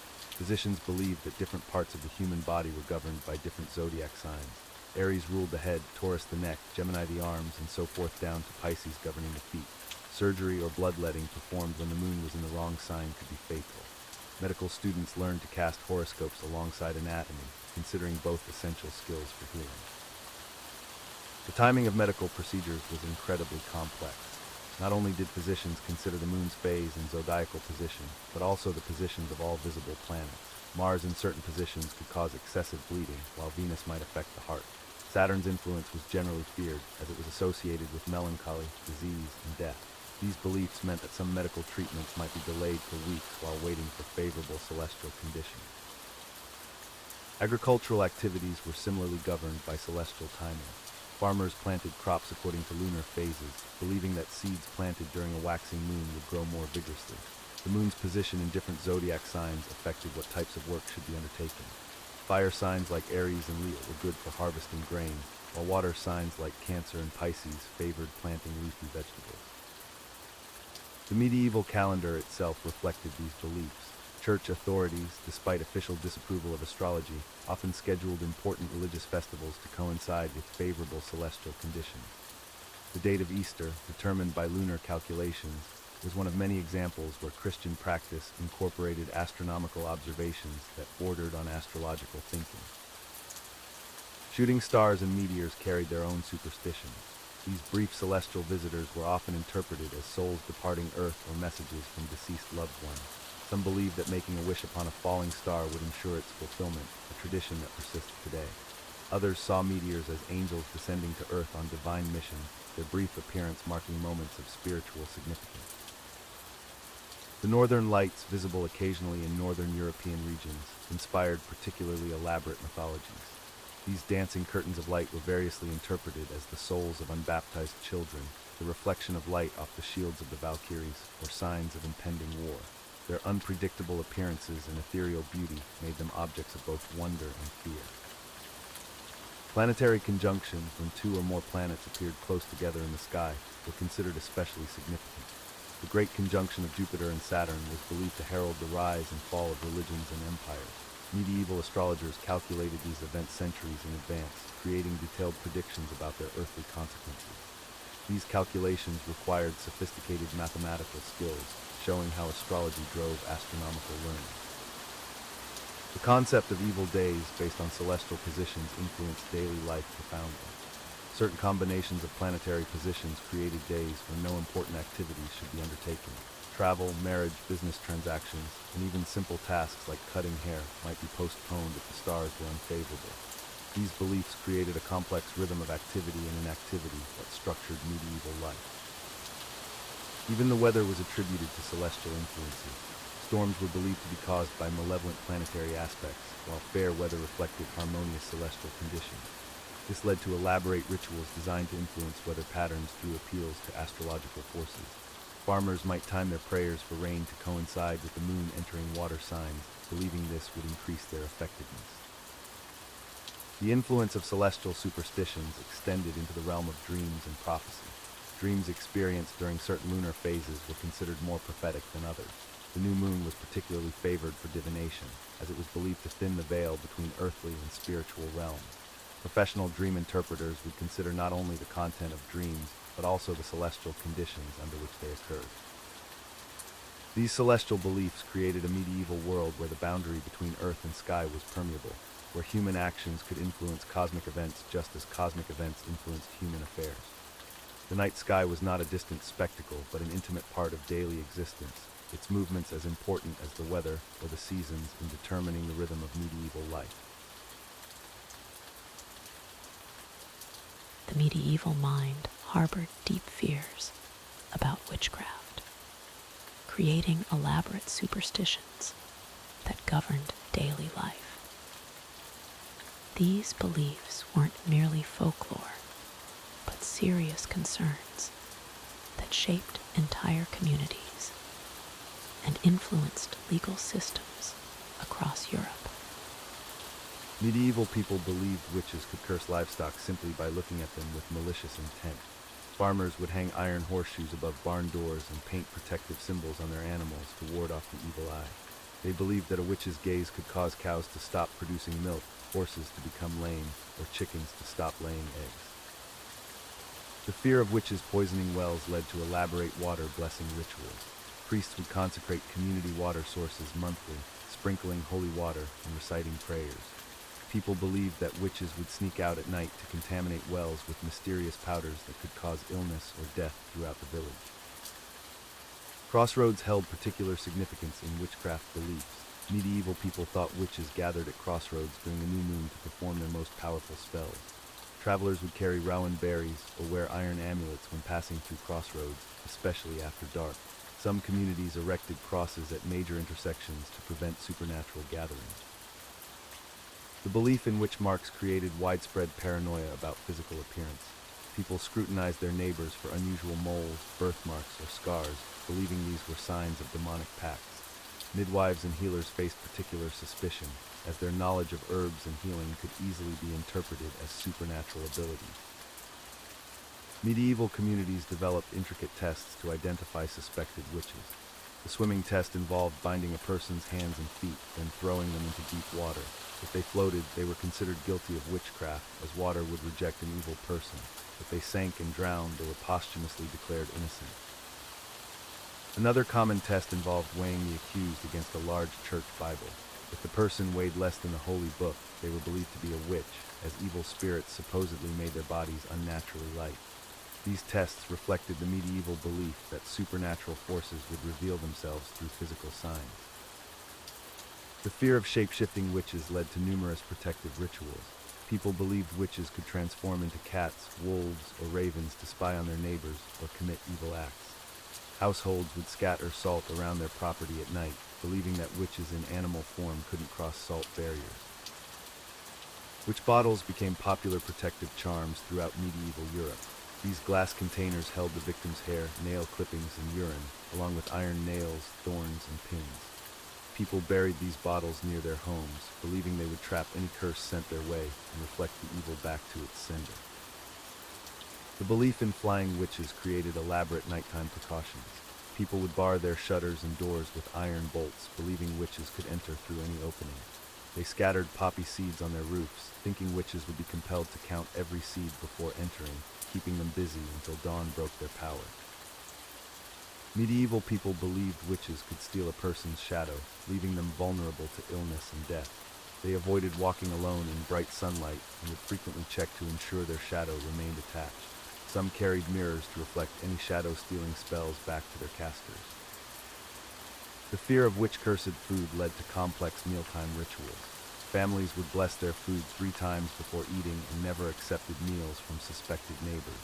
They believed witches could curse bread during baking, causing anyone who ate it to fall under their spell or become seriously ill. Protective herbs played crucial roles in anti-witchcraft practices. People grew vervain, mugwort, and St. John's wort in their gardens, believing these plants repelled evil magic. They would weave these herbs into wreaths and hang them above doorways, or carry small bundles in their pockets for personal protection. The belief in witch-caused storms led to weather-related superstitions. When sudden storms arose, people would ring church bells continuously, believing the holy sound could break up witch-summoned tempests. They also threw blessed salt into the air and recited specific prayers to counter weather magic.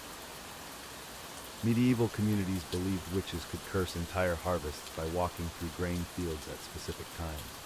Farmers would patrol their crops during the full moon and leave offerings of bread and milk at field edges to appease any supernatural forces. They painted protective symbols on their farming tools and blessed their seeds before planting.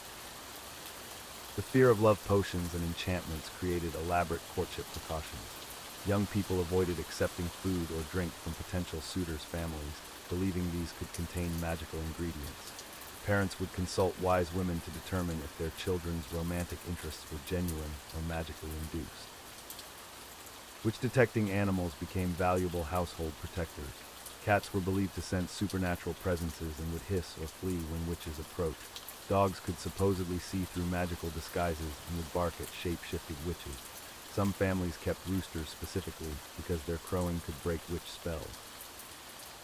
The belief in cursed objects led to careful handling of personal belongings. People never left clothing, hair, or nail clippings where enemies could find them, believing these could be used in harmful spells. They burned all personal waste and kept their possessions locked away to prevent magical theft. Medieval people believed witches could enter dreams to plant evil thoughts or steal memories. They placed iron objects under their pillows and recited protective prayers before sleep. Some communities had designated dream watchers who would stay awake to guard sleeping family members from supernatural intrusion. The fear of witch-cursed mirrors led to elaborate reflection rituals. People covered mirrors at night, believing witches could travel through reflective surfaces.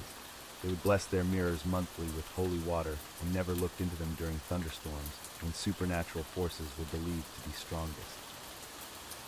These witchcraft beliefs created a complex web of fear and protection that governed medieval daily life, influencing everything from farming practices to social relationships and laying the groundwork for the witch trials that would follow in later centuries.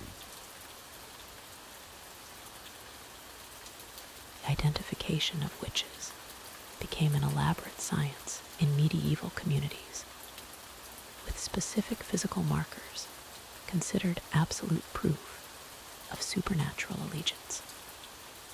Birthmarks, moles, or unusual skin formations were scrutinized as potential devil's marks, believed to be spots where Satan himself had touched the accused during their unholy pact. These marks were thought to be insensitive to pain, leading to the horrific practice of pricking suspected witches with needles or pins to test their reactions.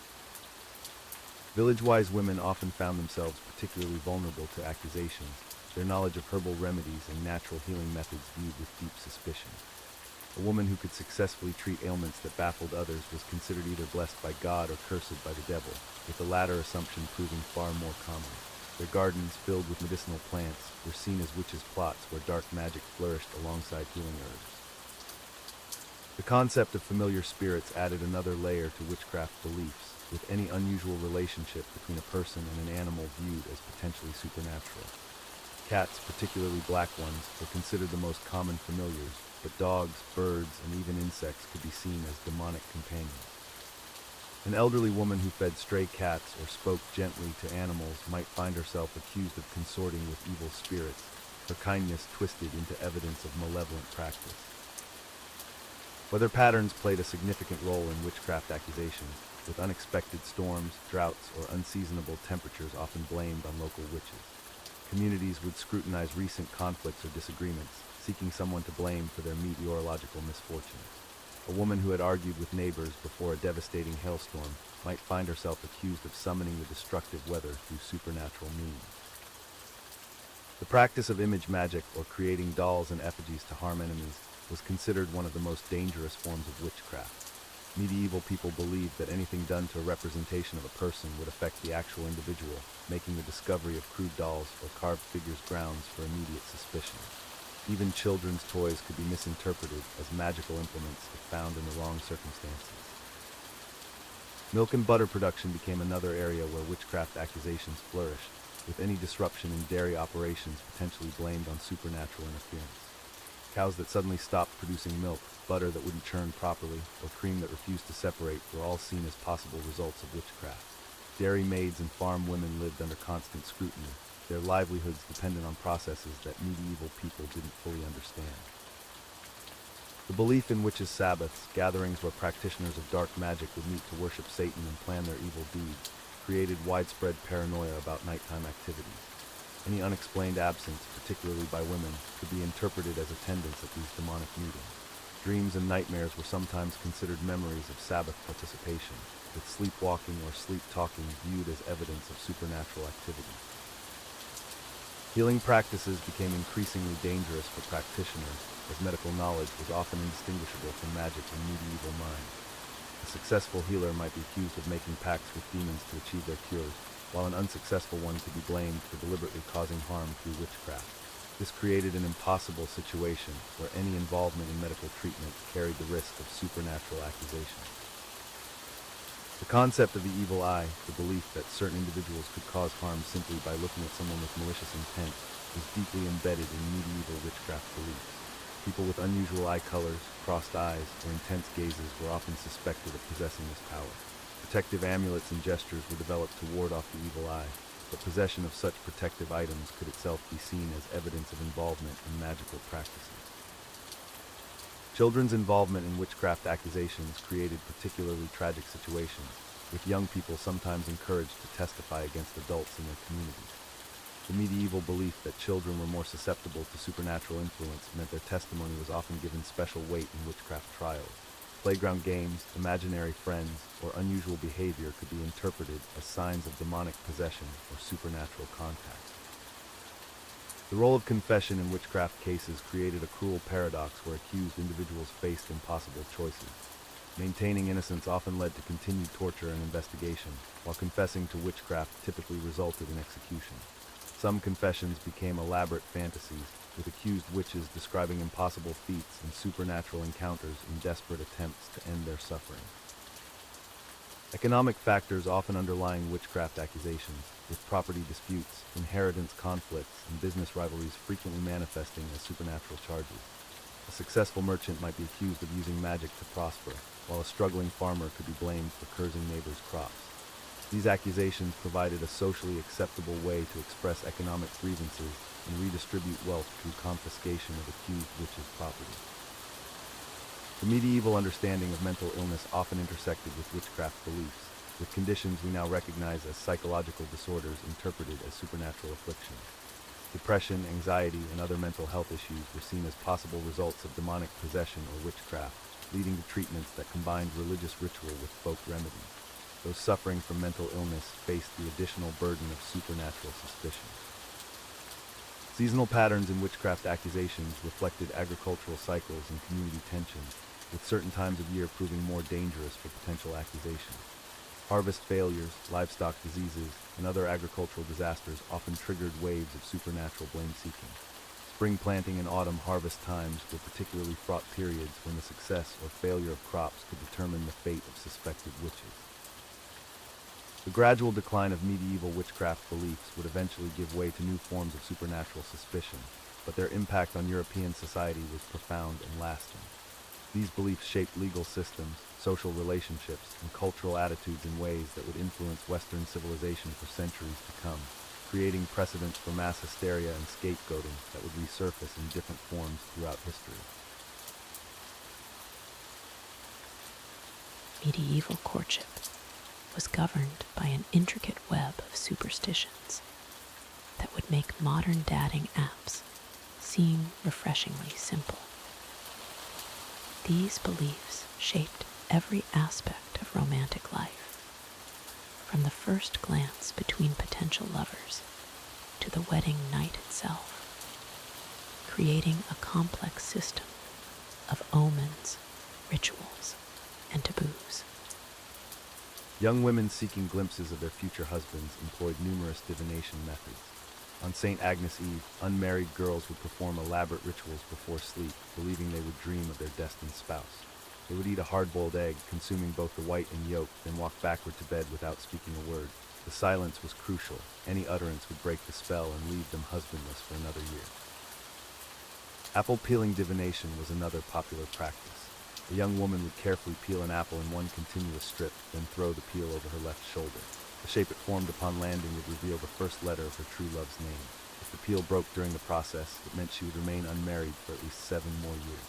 Some variations required the ritual to be performed at midnight by candlelight, adding an element of danger to the romantic prophecy. The direction a girl walked around a church also held romantic significance. Walking around a church 3 times counterclockwise on Halloween night would supposedly reveal her future husband in a vision.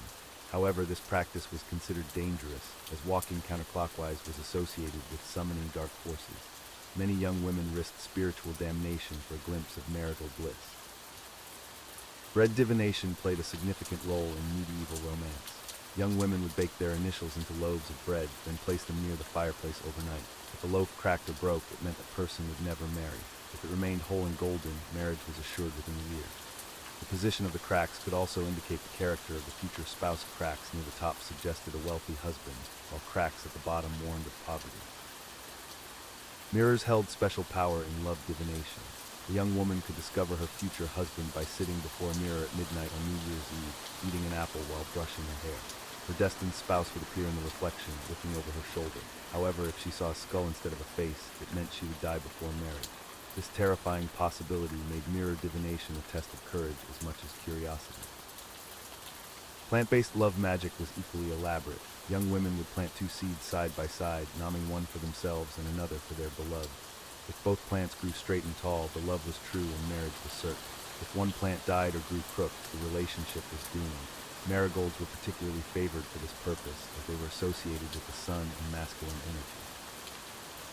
The timing of proposals carried enormous significance. A man who proposed during a waning moon would face rejection or an unhappy marriage. Proposals made during thunderstorms were considered especially unlucky, as the violence of the weather would manifest in the relationship. Tuesday was the worst day for proposals, as it was ruled by Mars, the god of war, promising conflict in marriage. Wedding preparations were surrounded by countless superstitions designed to ensure marital happiness. The bride's dress required careful consideration. Green was absolutely forbidden, as it was the color of fairies who might steal the bride away. Blue represented fidelity and purity, making it the most auspicious choice. Yellow suggested jealousy and was avoided at all costs. The bride's path to the church was fraught with omens. Meeting a cat was considered lucky, symbolizing future fertility and domestic happiness. However, encountering a pig meant the marriage would be marked by gluttony and sloth. A funeral procession crossing the bride's path was the worst possible omen, suggesting that death would soon visit the new household. Rain on the wedding day held contradictory meanings depending on regional beliefs. Some considered it a blessing, believing that tears shed by the sky meant the bride would never cry in her marriage. Others saw it as a curse, predicting a lifetime of sorrow and hardship. Snow was universally considered lucky, symbolizing purity and fertility. The wedding ceremony itself was governed by strict superstitious protocols. The bride and groom must never see each other on the morning of their wedding before the ceremony, or the marriage would be cursed with bad luck. The bride's veil served as protection against evil spirits who might be jealous of her happiness. Removing the veil before the ceremony was complete would invite supernatural interference. Wedding rings carried their own set of beliefs. Dropping the ring during the ceremony was a terrible omen, suggesting the marriage would not last. If the groom dropped it, he would die first. If the bride dropped it, she would predecease her husband. The ring must be placed on the fourth finger of the left hand, as medieval people believed a vein ran directly from this finger to the heart. The wedding feast required careful attention to superstitious details. The couple must eat from the same loaf of bread to ensure they would never go hungry. Breaking bread together symbolized their commitment to sharing all of life's necessities. The wedding cake, when it existed, must be cut by both bride and groom together, with the first slice feeding each other to demonstrate mutual care and devotion. Throwing rice or grain at the newlyweds was believed to ensure fertility and prosperity. However, the type of grain mattered significantly. Wheat promised abundance and many children. Barley suggested a long life together. Oats indicated that the couple would face hardships but overcome them through perseverance. The wedding night was surrounded by numerous protective rituals. Iron objects placed under the marriage bed would ward off evil spirits seeking to interfere with consummation. Sprigs of rosemary tucked into the mattress would ensure fidelity. A silver coin placed in the bride's shoe would guarantee financial security throughout the marriage. These elaborate superstitions reflected medieval society's deep anxiety about marriage, which was often more of a business arrangement than a romantic union. Love, when it existed, was considered a dangerous force that needed careful management through ritual and tradition. The complexity of these beliefs demonstrates how desperately people sought to control the unpredictable nature of human relationships through supernatural means. Medieval couples navigated this treacherous landscape of omens and portents, hoping that proper observance of superstitious protocols would guarantee marital happiness. Whether these beliefs provided genuine comfort or simply added another layer of stress to already complicated relationships remains a question that echoes through the centuries, reminding us that the human desire to predict and control love is as old as civilization itself. Within the walls of medieval homes, superstition governed every aspect of daily life. From the moment one woke until sleep claimed them again, countless rituals and beliefs shaped the domestic sphere. The medieval household was a realm where the spiritual and mundane intertwined, creating an intricate web of practices designed to protect, prosper, and preserve the family unit. The hearth stood as the sacred center of medieval domestic life, its flames representing far more than mere warmth and cooking capability. Medieval families believed that the condition of their fire directly reflected the health of their household. A fire that burned steadily and brightly indicated divine favor and family harmony, while a sputtering or smoking flame warned of impending misfortune or discord among family members. The ritual of lighting the morning fire required careful attention to supernatural protocols. The first person to rise, typically the eldest woman of the household, would whisper protective prayers while striking the flint. She would never light the fire with wood from a tree struck by lightning, as this was believed to invite the same destructive force into the home. Instead, she would carefully select kindling from fruit trees, particularly apple or cherry, as these woods were thought to bring sweetness and abundance to the family's daily bread. Medieval cooks surrounded themselves with an elaborate system of culinary superstitions that governed every aspect of food preparation. Bread, being the staff of life, carried particular spiritual significance. The act of making bread was considered a sacred ritual, and bakers would cross themselves before kneading dough, believing that bread made with prayer would nourish both body and soul. If bread cracked while baking, it was seen as an omen of family quarrels to come. Salt held immense protective power in medieval kitchens, but its handling required precise attention to supernatural etiquette. Spilling salt was considered catastrophically unlucky, as salt was believed to be blessed by divine forces, and wasting it showed disrespect to God's bounty. The immediate remedy involved throwing a pinch of the spilled salt over the left shoulder, directly into the face of the devil who was thought to lurk there, waiting to claim the souls of the careless. Medieval housewives developed intricate systems for protecting their stored food from both physical and supernatural corruption. Grain barrels were blessed with holy water and marked with protective crosses, while dried herbs hung in specific patterns were believed to ward off evil spirits that might spoil the family's winter provisions. Eggs, being symbols of life and renewal, required special handling. Eggshells were never discarded carelessly, but were crushed completely to prevent witches from using them as boats to sail across water and bring storms. The medieval bedroom harbored its own collection of protective rituals and fearful superstitions. The bed itself was considered a vulnerable space where the soul was exposed during sleep, making sleepers susceptible to supernatural attack. Medieval families would sprinkle blessed salt around the bed's perimeter, creating a protective barrier against demons and evil spirits who might attempt to steal souls or implant nightmares during the vulnerable hours of darkness. The positioning of beds followed strict supernatural guidelines that governed both comfort and safety. A bed placed directly under exposed ceiling beams was considered extremely unlucky, as the weight of the wood above was thought to press down upon the sleeper's dreams, causing nightmares and restless sleep. Similarly, mirrors were carefully positioned to avoid reflecting the bed, as medieval people believed that souls temporarily left the body during sleep, and seeing one's reflection while in this vulnerable state could trap the soul within the mirror's surface. Medieval laundry practices incorporated numerous superstitions designed to protect clothing, and by extension, the people who wore them. Washing clothes on certain days of the week carried specific meanings and consequences. Monday washing was considered ideal, as it aligned with the moon's influence over water and cleansing. However, washing on Friday was strictly avoided, as this was the day of Christ's crucifixion, and any work involving water on this sacred day was thought to bring 7 years of misfortune. The act of hanging laundry to dry required careful attention to supernatural protocols. Clothes were never hung outside during thunderstorms, not merely for practical reasons, but because lightning was believed to carry demonic forces that could infuse garments with evil energy. When clothing dried in supernatural lightning, anyone wearing those garments would supposedly become prone to sudden fits of rage or melancholy, as the demonic energy transferred from cloth to flesh.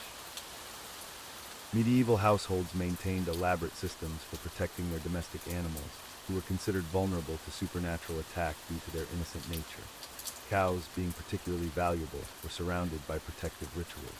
Fresh branches of rowan tree were hung in cow stalls, as this wood was believed to repel witches who might attempt to steal milk or curse the animals with disease. When milking, medieval dairy maids would whisper protective prayers and make the sign of the cross over the milk pail to prevent evil spirits from souring the precious liquid. Chickens and their eggs required constant supernatural vigilance, as these creatures were thought to be particularly susceptible to the evil eye in witchcraft. Medieval farmers would hang polished stones or pieces of iron in chicken coops, believing that evil spirits would become distracted by their own reflections or repelled by the iron's protective properties. When a hen stopped laying eggs suddenly, it was often attributed to supernatural interference rather than natural causes, leading to elaborate cleansing rituals involving blessed water and protective herbs. The medieval threshold held profound spiritual significance, representing the boundary between the protected domestic space and the dangerous outside world. Sweeping the threshold required careful attention to direction and timing. Sweeping outward was done to remove negative energy and unwelcome influences from the home, while sweeping inward was performed to draw good fortune and prosperity across the sacred boundary. However, sweeping at night was strictly forbidden, as this was believed to sweep away the household's luck along with the day's accumulated dust. Medieval families placed protective objects beneath their thresholds to guard against supernatural intrusion.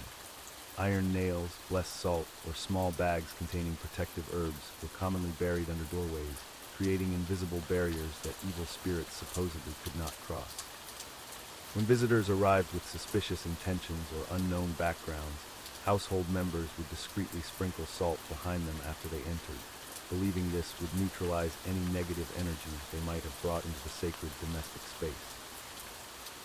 The practice of medieval housekeeping extended far beyond mere cleanliness into the realm of spiritual protection.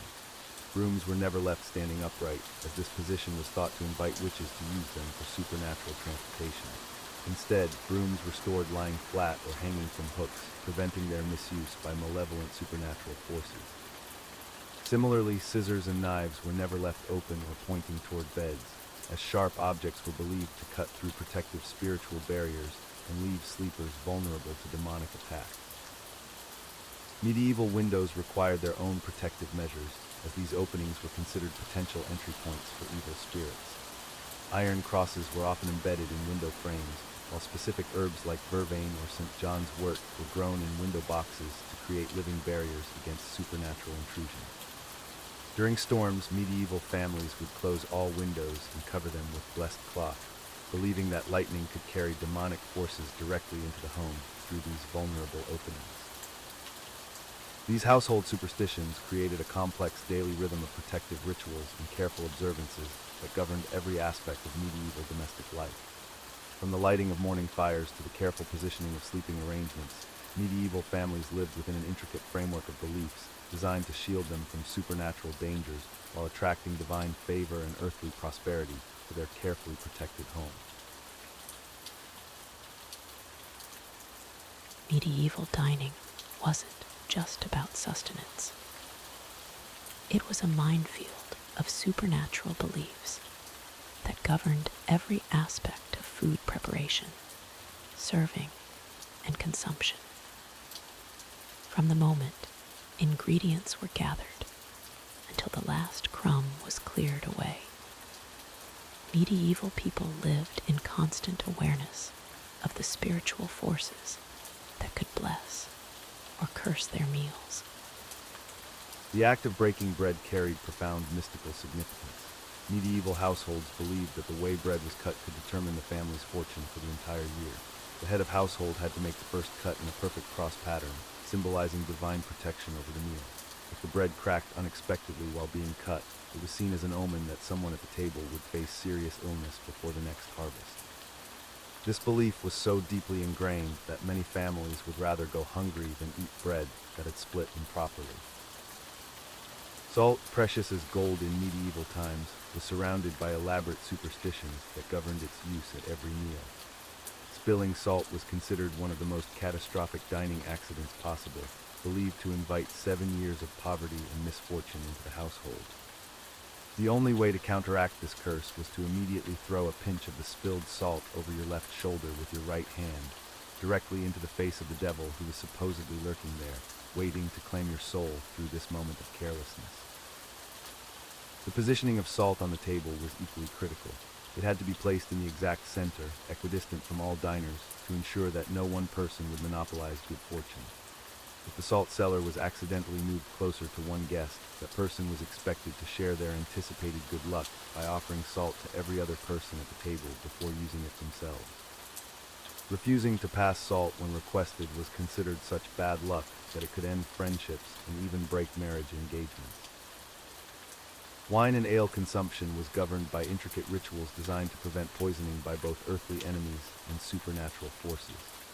Before drinking, medieval diners would make the sign of the cross over their cup 3 times, each gesture accompanied by a specific prayer. The first cross was for protection against human enemies who might have poisoned the drink, the second was to ward off demons who could corrupt the liquid, and the third was to ensure that the drink would nourish rather than harm the body. When multiple people shared a drinking vessel, as was common in medieval times, the order of drinking followed strict supernatural protocols. The eldest person drank first, not out of respect, but because their accumulated wisdom and life experience made them most capable of detecting and surviving any supernatural contamination in the drink. Each subsequent drinker had to touch the rim of the cup in the exact same spot as the previous person, creating an unbroken chain of protection that would shield the entire group from evil influences. The medieval belief in the evil eye extended powerfully into dining customs. Certain foods were considered especially vulnerable to corruption through jealous or malevolent gazes. Eggs, milk, and fresh bread were never left uncovered during meals because an envious look from a guest could instantly spoil them. Hosts would cover these foods with blessed cloths that had been sprinkled with holy water and touched by religious relics. Even the act of complimenting food too enthusiastically was dangerous, as excessive praise was believed to carry the power of the evil eye and could cause the remaining food to become inedible. Medieval cooks developed elaborate protection rituals for food preparation. Every pot had to be stirred clockwise, never counterclockwise, because stirring against the sun's direction was believed to invite demonic influences into the food. Cooks would recite specific prayers while stirring, and if they lost count of their prayers or forgot the words, the entire pot of food had to be discarded and preparation started over completely. This wasn't just superstition to medieval people, it was a matter of spiritual life and death. The timing of meals was governed by supernatural considerations that went far beyond simple hunger or convenience. Eating after sunset was considered dangerous because darkness brought evil spirits that could enter the body through food. Families would rather go hungry than risk spiritual contamination by eating in the dark. Even during winter months when daylight was scarce, meals were carefully timed to conclude before the last rays of sunlight disappeared, no matter how early that might be. Certain foods were completely forbidden on specific days, not for health reasons, but because of their supernatural associations. Fish could never be eaten on days when the moon was waning, because the decreasing lunar power would cause the fish's spiritual essence to weaken the diner. Meat from animals that had died during thunderstorms was considered cursed and had to be buried rather than consumed, because the lightning was believed to have driven evil spirits into the flesh. The arrangement of food on plates followed mystical patterns that were believed to influence the diner's fate. Circular foods like bread rolls had to be placed in the center of the plate, representing the sun and bringing good fortune. Angular foods like cheese wedges were arranged around the edges, their points facing outward to deflect evil influences away from the diner. If food was arranged incorrectly, the meal was considered spiritually dangerous and had to be completely replated before anyone could safely eat. Medieval dining superstitions extended to the very act of chewing and swallowing. Food had to be chewed an odd number of times, preferably 7, 9, or 11, because even numbers were associated with bad luck and spiritual imbalance. Diners would silently count their chews, and if they lost count, they had to spit out the food and start over. Swallowing had to be accompanied by a brief mental prayer, asking for divine blessing on the nourishment entering the body. The end of a meal carried its own set of supernatural requirements. All crumbs had to be carefully collected and either eaten or burned, because leaving food scraps was believed to provide sustenance for evil spirits who would then take up residence in the household. Plates had to be cleaned in a specific order, starting with the eldest person's plate and working down by age, to ensure that wisdom and good fortune flowed properly through the family hierarchy. Even the disposal of food waste was governed by elaborate superstitions. Bones from meat could never be thrown away carelessly, because each bone contained a fragment of the animal's soul that required proper spiritual handling. Bones were either buried in consecrated ground or burned in fires that had been blessed by a priest. Kitchen scraps were fed to animals only after being sprinkled with holy water, ensuring that any lingering spiritual contamination wouldn't transfer to the livestock. These dining superstitions created a complex web of spiritual protection that surrounded every medieval meal. What might seem like simple paranoia to modern minds was actually a sophisticated system of beliefs that provided psychological comfort and social structure in an uncertain world. Every bite was taken with full awareness of the supernatural forces at play, making medieval dining an act of faith as much as nourishment. Medieval travel was fraught with dangers both real and imagined. Long before GPS and roadside assistance, travelers relied on an intricate web of superstitions to protect themselves from bandits, wild animals, and supernatural threats that supposedly lurked along every path and crossroads. The most fundamental travel superstition involved choosing the right foot to begin a journey. Medieval people believed that starting a trip by stepping out with the left foot would doom the entire expedition to failure. This wasn't merely bad luck, it was considered an invitation for demons and evil spirits to follow the traveler throughout their journey. Innkeepers would often remind departing guests to mind their first step, and some establishments even painted right footprints near their doorways as helpful reminders.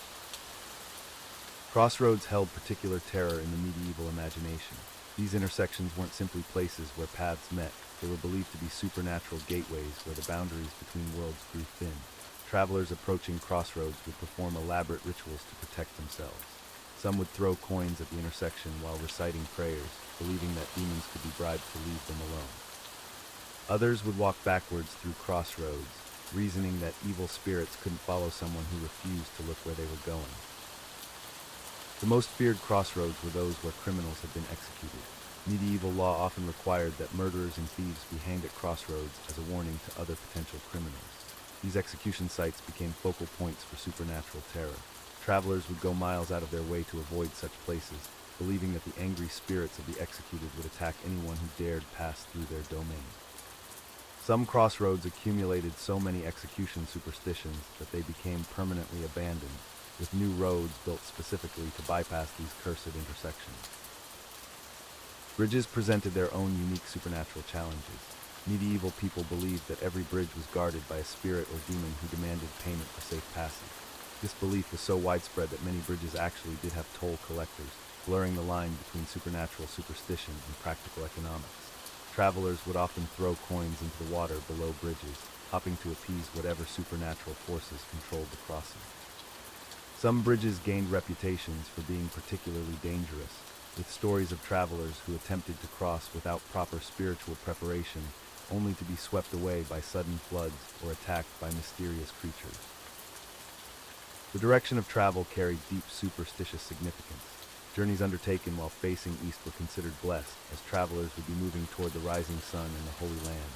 Westward travel was viewed with suspicion, as it meant moving toward darkness and the unknown. Northward journeys were associated with cold, death, and evil influences, while southward travel was generally considered favorable. These directional superstitions became so ingrained in medieval culture that merchants would sometimes plan circuitous routes to ensure their most important business dealings occurred while traveling in auspicious directions. Weather omens played crucial roles in travel decisions. A red sunrise meant that travelers should postpone their departure, as it foretold of storms and misfortune ahead. Sudden changes in wind direction were interpreted as warnings from supernatural forces. If the wind shifted to blow from behind just as a journey began, it was considered a divine blessing pushing the traveler toward their destination. But wind that shifted to blow against the traveler's face was seen as active supernatural opposition that should not be ignored. Animals encountered along the road carried specific prophetic meanings. A black cat crossing a traveler's path was universally considered a bad omen, but the severity of the curse depended on which direction the cat was moving. A cat crossing from left to right was merely unlucky, but one crossing from right to left was believed to bring disaster or death. Crows and ravens were particularly ominous, especially if they appeared in groups of 3. However, seeing a single magpie was considered fortunate, as these birds were thought to carry messages from deceased loved ones, offering protection to travelers. Horses and other traveling animals were believed to possess supernatural senses that humans lacked. If a horse suddenly refused to proceed along a particular path, medieval travelers took this as a serious warning of supernatural danger ahead. Some horses gained reputations for being especially sensitive to spiritual threats, and their owners would charge premium prices for their services on dangerous routes. Conversely, animals that seemed unusually eager to proceed down certain paths were thought to be guided by benevolent spirits leading travelers toward safety and good fortune. Roadside shrines and religious markers weren't merely decorative, they were considered essential spiritual infrastructure. Travelers would stop at every shrine they encountered, leaving small offerings and saying prayers for protection. Failing to acknowledge these sacred sites was believed to anger the saints and leave travelers vulnerable to supernatural attack. Some shrines gained reputations for being particularly powerful, drawing pilgrims from across Europe who believed that praying at these specific locations would guarantee safe passage for future journeys. The time of day when a journey began carried profound superstitious weight. Departing at dawn was considered ideal, as travelers would have the blessing of the rising sun throughout their journey. Midday departures were acceptable but less favorable. However, beginning a journey in the afternoon was considered extremely unlucky, as it meant travelers would face the approaching darkness with diminished spiritual protection. Night travel was avoided whenever possible, reserved only for the most desperate circumstances or those who possessed powerful protective charms. Certain days of the week were considered completely unsuitable for travel. Tuesday was universally avoided, as it was associated with Mars, the god of war and conflict. Many medieval people believed that journeys begun on Tuesday would inevitably lead to violence or disaster. Friday was also problematic, being the day of Christ's crucifixion, though some considered it acceptable for religious pilgrimages. The most auspicious day for beginning travel was Thursday, which was associated with Jupiter and considered favorable for all forms of commerce and adventure. Personal protective rituals before departure became elaborate ceremonies in themselves. Travelers would carry blessed salt in small pouches, believing it could create protective barriers against evil spirits. Iron objects were considered essential protection against supernatural threats. Many travelers wore iron rings or carried iron nails specifically for this purpose. Holy water was sprinkled on luggage and animals, and some travelers would even sprinkle it on the road ahead of them as they walked. The medieval world transformed every journey into a spiritual battlefield, where superstition and faith intertwined to create elaborate systems of protection against both earthly and supernatural dangers. These travel beliefs weren't merely quaint customs.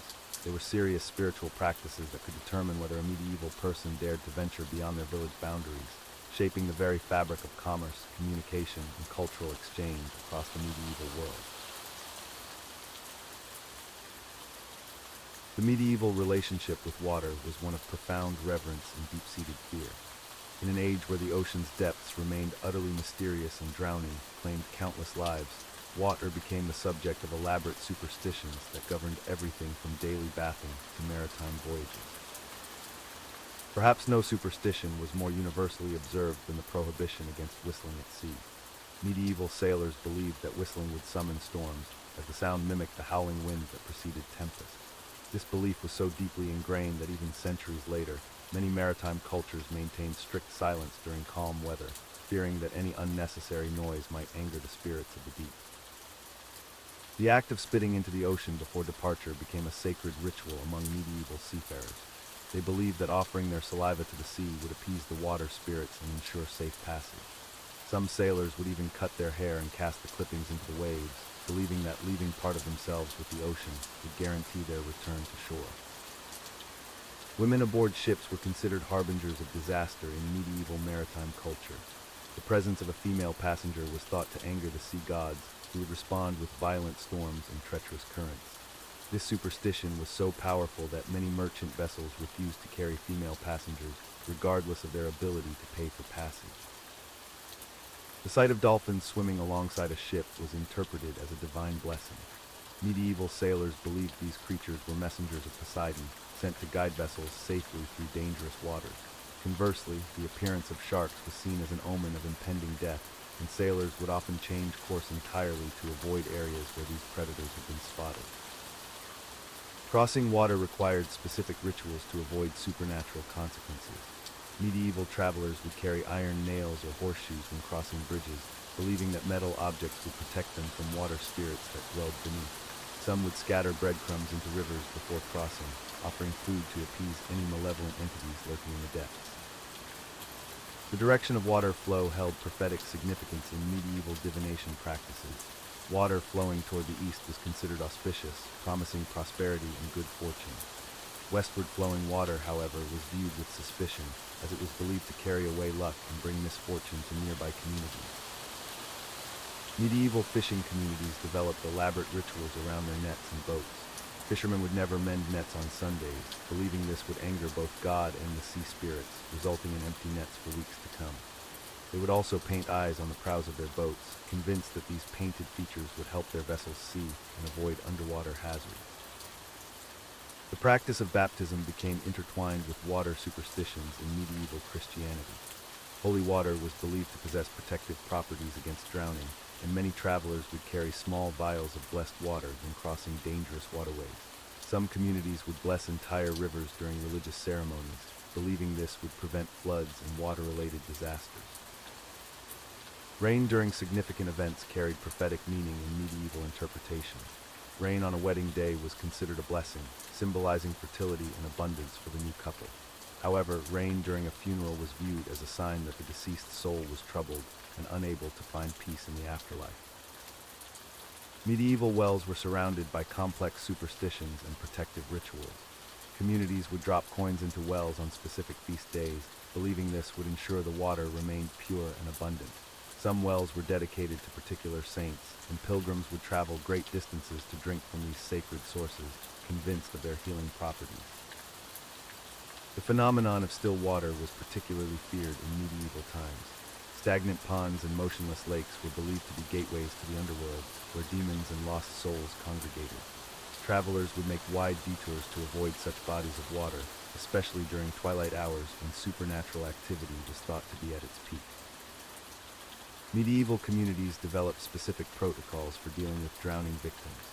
Bodies recovered from water were never brought directly into homes, as this was believed to invite water spirits to follow.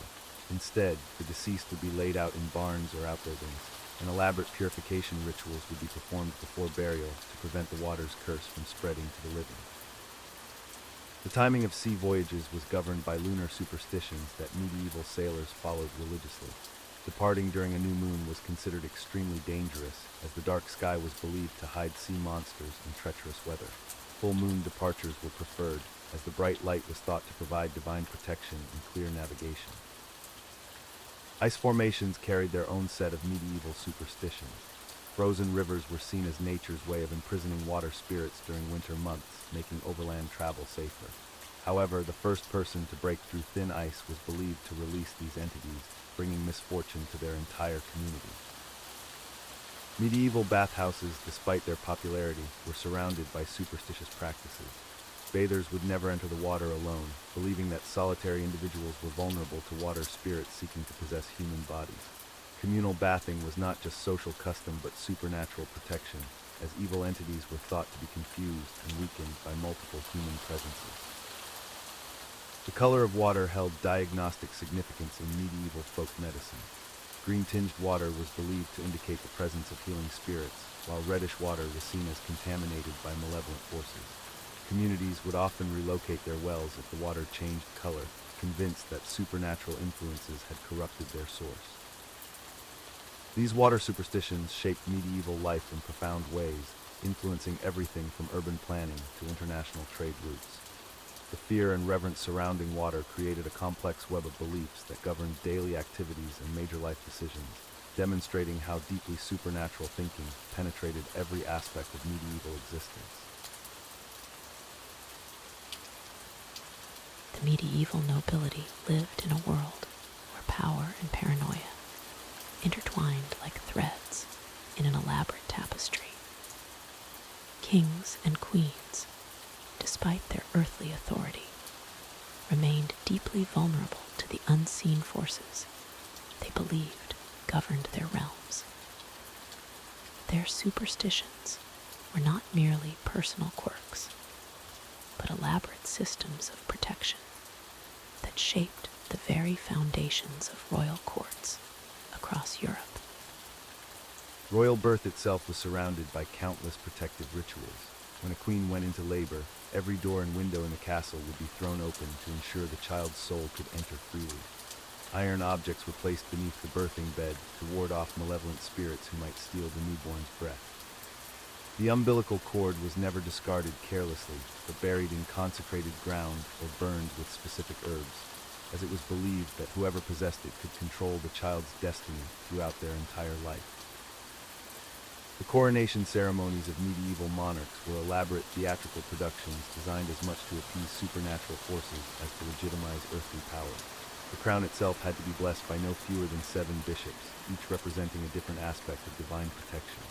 The royal scepter was carved from wood that had been struck by lightning, as this was considered a direct blessing from the heavens.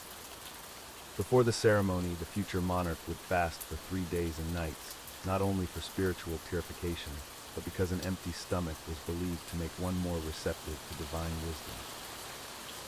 Medieval kings developed intricate systems for testing their food that went far beyond simple poison detection. The royal taster was just the beginning of an elaborate process. Each dish had to be prepared using water drawn from a specific well at dawn, stirred only with wooden spoons that had been blessed by the court chaplain.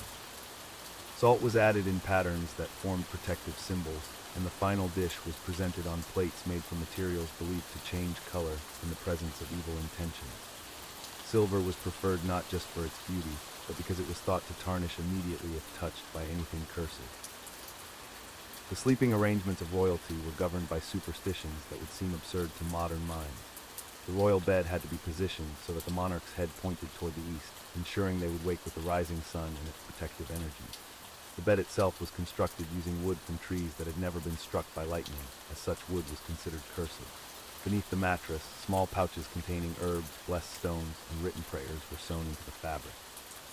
The pillows were stuffed with feathers from swans, birds considered sacred because of their pure white color and their ability to glide silently across water like spirits. Royal clothing was perhaps the most superstition-laden aspect of noble life. Each garment was not merely an expression of wealth, but a carefully constructed suit of spiritual armor. The colors worn on specific days followed ancient patterns believed to influence fate itself. Red was worn during times of war to invoke courage and strength. Blue was reserved for diplomatic occasions, as it was thought to promote wisdom and peaceful intentions. Purple, the most expensive dye, was worn only during the most important ceremonies, as it was believed to connect the wearer directly to divine authority. The jewelry worn by medieval royalty served purposes far beyond mere decoration. Each gemstone was selected for its supposed magical properties. Rubies were believed to protect against poison and could allegedly change color to warn of danger. Emeralds were thought to preserve chastity and promote fertility, making them essential for royal marriages. Diamonds, rare and incredibly valuable, were considered the most powerful protective stones, capable of repelling evil spirits and ensuring victory in battle. The settings for these gems were just as important as the stones themselves, with gold preferred for its association with the sun and silver for its connection to the moon. Royal marriages in medieval times were diplomatic arrangements, but they were also elaborate rituals designed to ensure supernatural blessing upon the union. The wedding ceremony itself was timed to coincide with specific phases of the moon, as a waxing moon was believed to bring growth and prosperity to the marriage. The bride's dress had to be sewn by 7 different seamstresses, each contributing a blessing to the garment. The groom's wedding attire included a small piece of iron sewn into the hem, protection against any curses that might be cast by political enemies or rival suitors. The royal court's daily schedule was governed by astrological calculations that determined the most auspicious times for important decisions. Court astrologers, often the most educated and influential advisors, would consult elaborate charts and celestial calculations before recommending when to sign treaties, declare war, or make important announcements. These consultations were not casual affairs but formal ceremonies where the positions of planets, the phases of the moon, and the alignment of stars were carefully analyzed and interpreted. Medieval kings and queens believed that their dreams held prophetic power, and elaborate systems were developed to interpret these nocturnal visions. Royal dream interpreters, often monks or scholars trained in ancient texts, would analyze every detail of a monarch's dreams. A dream of flying was considered a sign of upcoming victory, while dreams of falling warned of potential betrayal. Dreams involving animals were particularly significant, with each creature carrying specific meanings that could influence major political decisions. The royal hunt was not merely recreation, but a ritual activity laden with supernatural significance. The first animal killed during a hunt was always offered as a sacrifice to ensure continued success and protection. The blood of the kill was sometimes mixed with wine and consumed by the hunting party, a practice believed to transfer the animal's strength and courage to the hunters. Certain animals were considered too sacred to hunt, and killing them accidentally was thought to bring terrible misfortune upon the entire kingdom. Royal death was surrounded by as many superstitions as royal birth. When a monarch lay dying, specific rituals had to be performed to ensure their soul's safe passage to the afterlife. All mirrors in the castle were covered to prevent the departing soul from becoming trapped in the reflective surfaces. Windows were opened to allow the spirit to escape freely, and candles were lit in precise patterns to guide the soul toward heaven. The dying monarch's final words were recorded not just for historical purposes, but because they were believed to contain prophetic insights about the kingdom's future.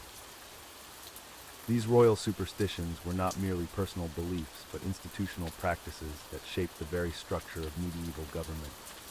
They influenced everything from the timing of military campaigns to the selection of advisors, from the design of castles to the education of royal children.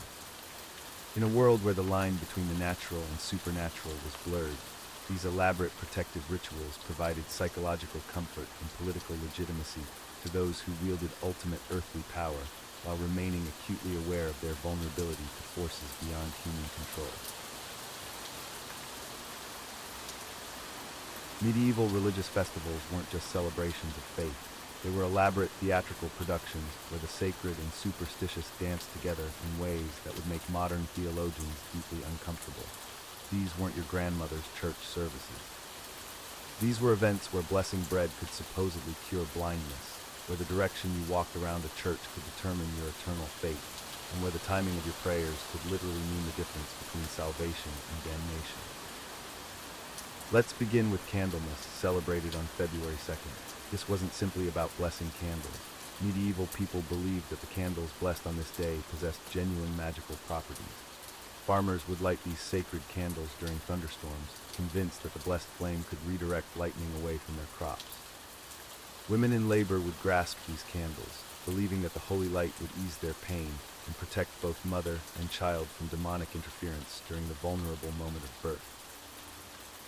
But here's where it gets truly bizarre.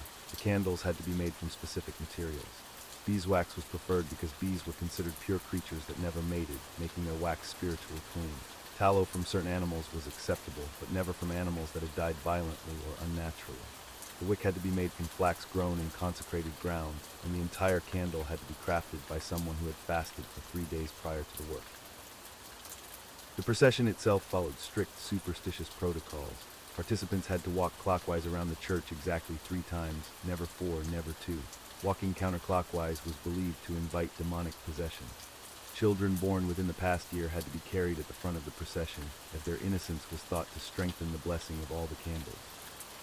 Pregnant women were forbidden from participating, as their condition was considered spiritually ambiguous, neither fully one person nor 2.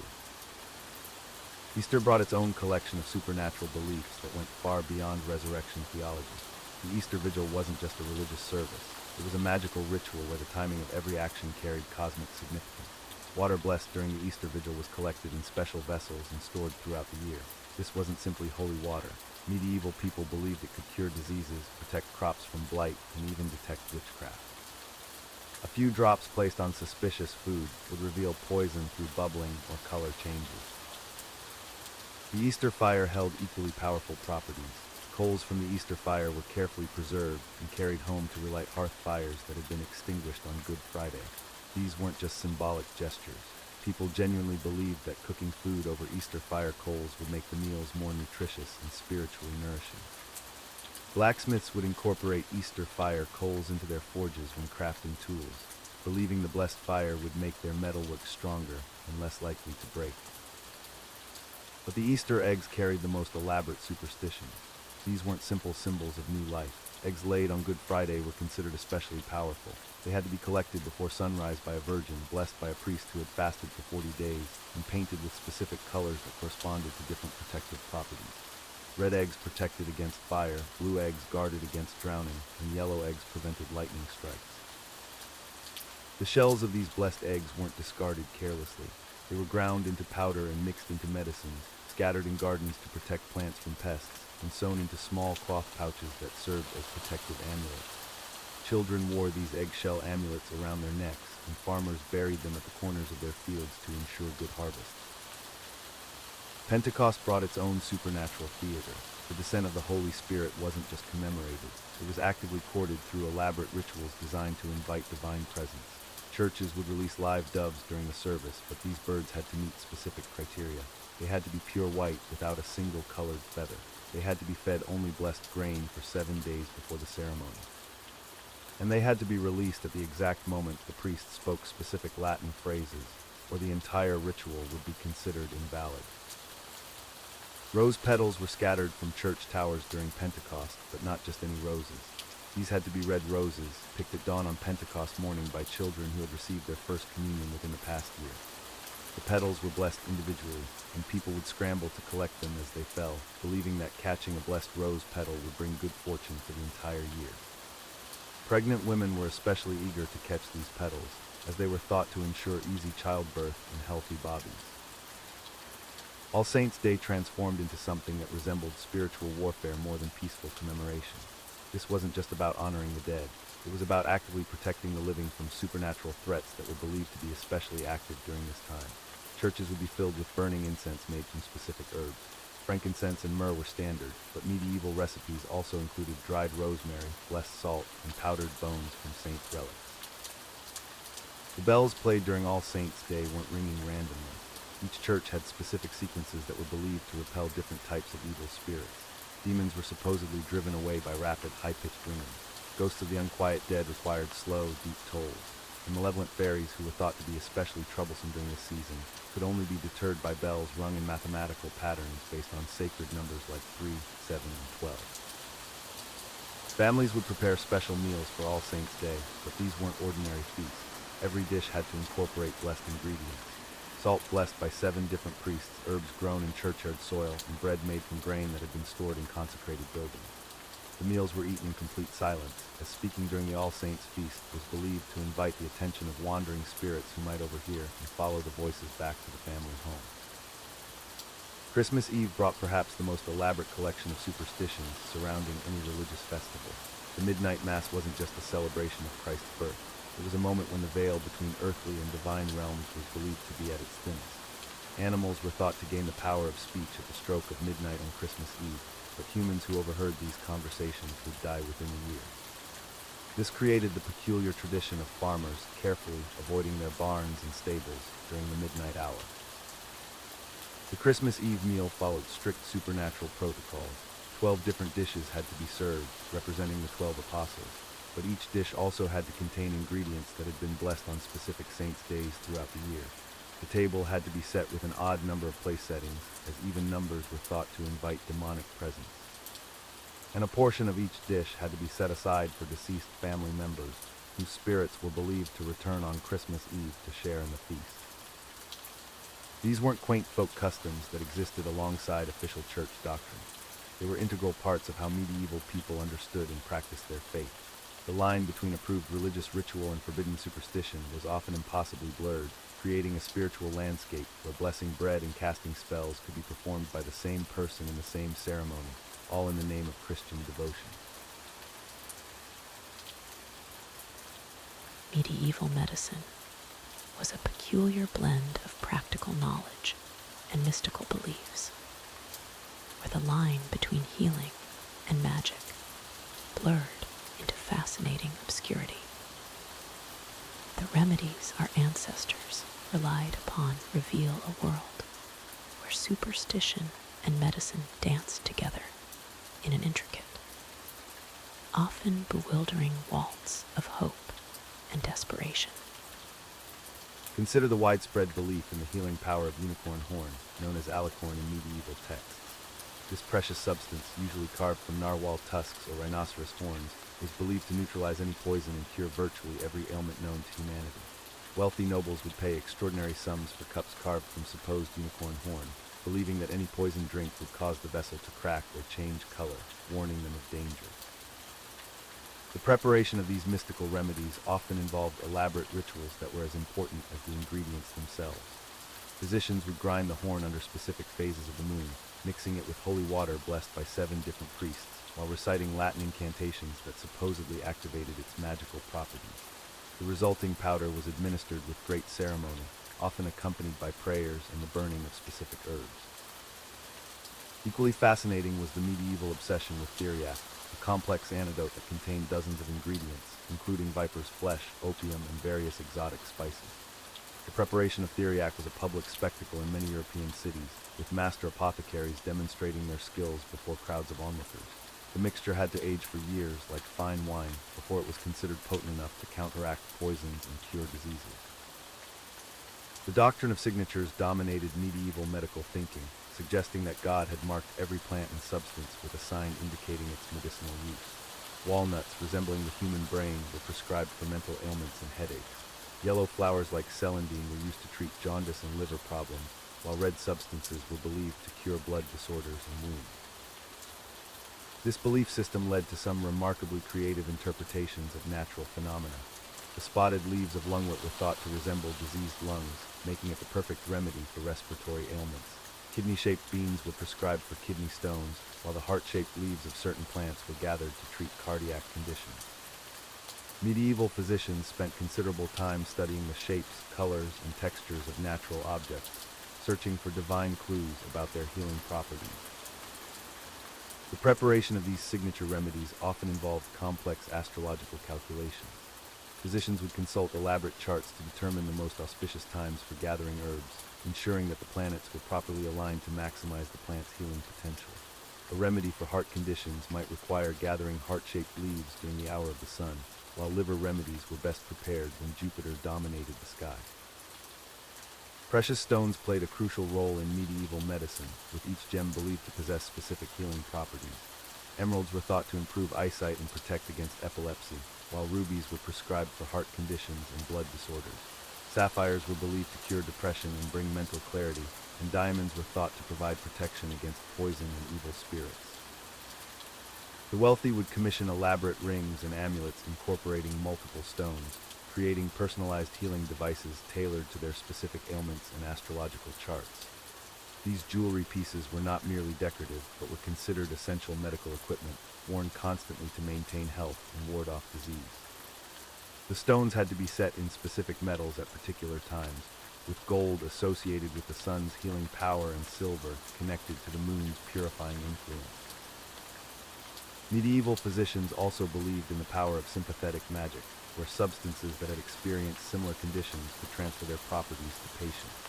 Moss growing on human skulls was highly prized for treating head injuries, as it was thought to have absorbed the essence of human brain matter. Similarly, water that had been struck by lightning was collected and preserved for treating patients who had been struck by the same force. The concept of transference healing led to some particularly unusual practices. Patients with fever would be encouraged to touch objects made from materials found in cold places, such as stones from mountain peaks or ice caves. Those suffering from paralysis might be treated with remedies containing elements from fast-moving creatures like hummingbirds or swift-flowing streams, believing that the essence of movement could be transferred to their afflicted limbs. Animal-based remedies formed a significant portion of medieval medicine, with each creature believed to possess unique healing properties related to their natural characteristics. Owl eyes were ground into powder to improve human vision, while the blood of particularly brave animals like lions or bears was thought to instill courage in cowardly patience. The hearts of various animals were dried and powdered to treat different types of heart conditions, with the specific animal chosen based on the nature of the ailment. The preparation of these animal remedies often involved elaborate rituals designed to capture and concentrate the creature's essential qualities. A remedy for cowardice might require the heart of a lion killed during a thunderstorm, removed while the animal was still breathing, and dried under the light of a full moon. The resulting powder would be mixed with wine and consumed during moments of particular bravery, such as before battle or important negotiations. Perhaps most intriguingly, medieval medicine recognized the power of words and sounds in healing.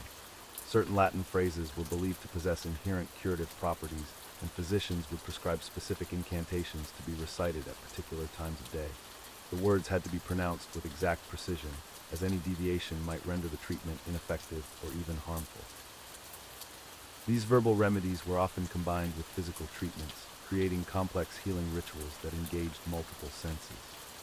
A patient with a headache might be required to recite specific prayers while inhaling the smoke of burning herbs, touching a blessed relic, and visualizing the pain leaving their body like dark smoke dissipating in bright sunlight. The belief in the healing power of holy relics created an entire industry of miraculous cures, with fragments of saints' bones, pieces of the true cross, and vials of holy water being prescribed for various ailments. These sacred objects were thought to channel divine healing energy, and their effectiveness was believed to depend on the faith and moral purity of the patient. As we drift deeper into the strange world of medieval remedies, we find ourselves surrounded by the whispered prayers of ancient healers, the grinding of mysterious powders, and the soft glow of candlelight illuminating handwritten prescriptions for ailments both real and imagined, each remedy a testament to humanity's eternal hope for healing and wholeness. Medieval minds lived in constant awareness of spiritual warfare, where demons lurked behind every misfortune and possession, threatened the unwary. The Church's elaborate demonology created a complex hierarchy of evil spirits, each with specific powers and purposes in tormenting humanity. Scholars like Thomas Aquinas spent considerable effort cataloging demonic beings, creating detailed taxonomies that rivaled modern scientific classifications. These weren't abstract theological exercises, but practical guides for identifying supernatural threats in daily life. The concept of demonic possession permeated medieval understanding of mental illness, epilepsy, and unusual behavior. What we might recognize today as psychological conditions were interpreted through the lens of spiritual invasion, requiring religious intervention rather than medical treatment. Possession symptoms were meticulously documented by church authorities, Victims allegedly spoke in unknown languages, displayed superhuman strength, revealed hidden knowledge, or exhibited violent aversion to sacred objects. These signs formed the basis for formal exorcism procedures. The process of determining true possession versus fraud or illness involved extensive questioning and testing. Suspected victims were subjected to Latin prayers, holy water, and sacred relics to gauge their reaction. Genuine demonic presence was believed to cause physical revulsion to blessed items.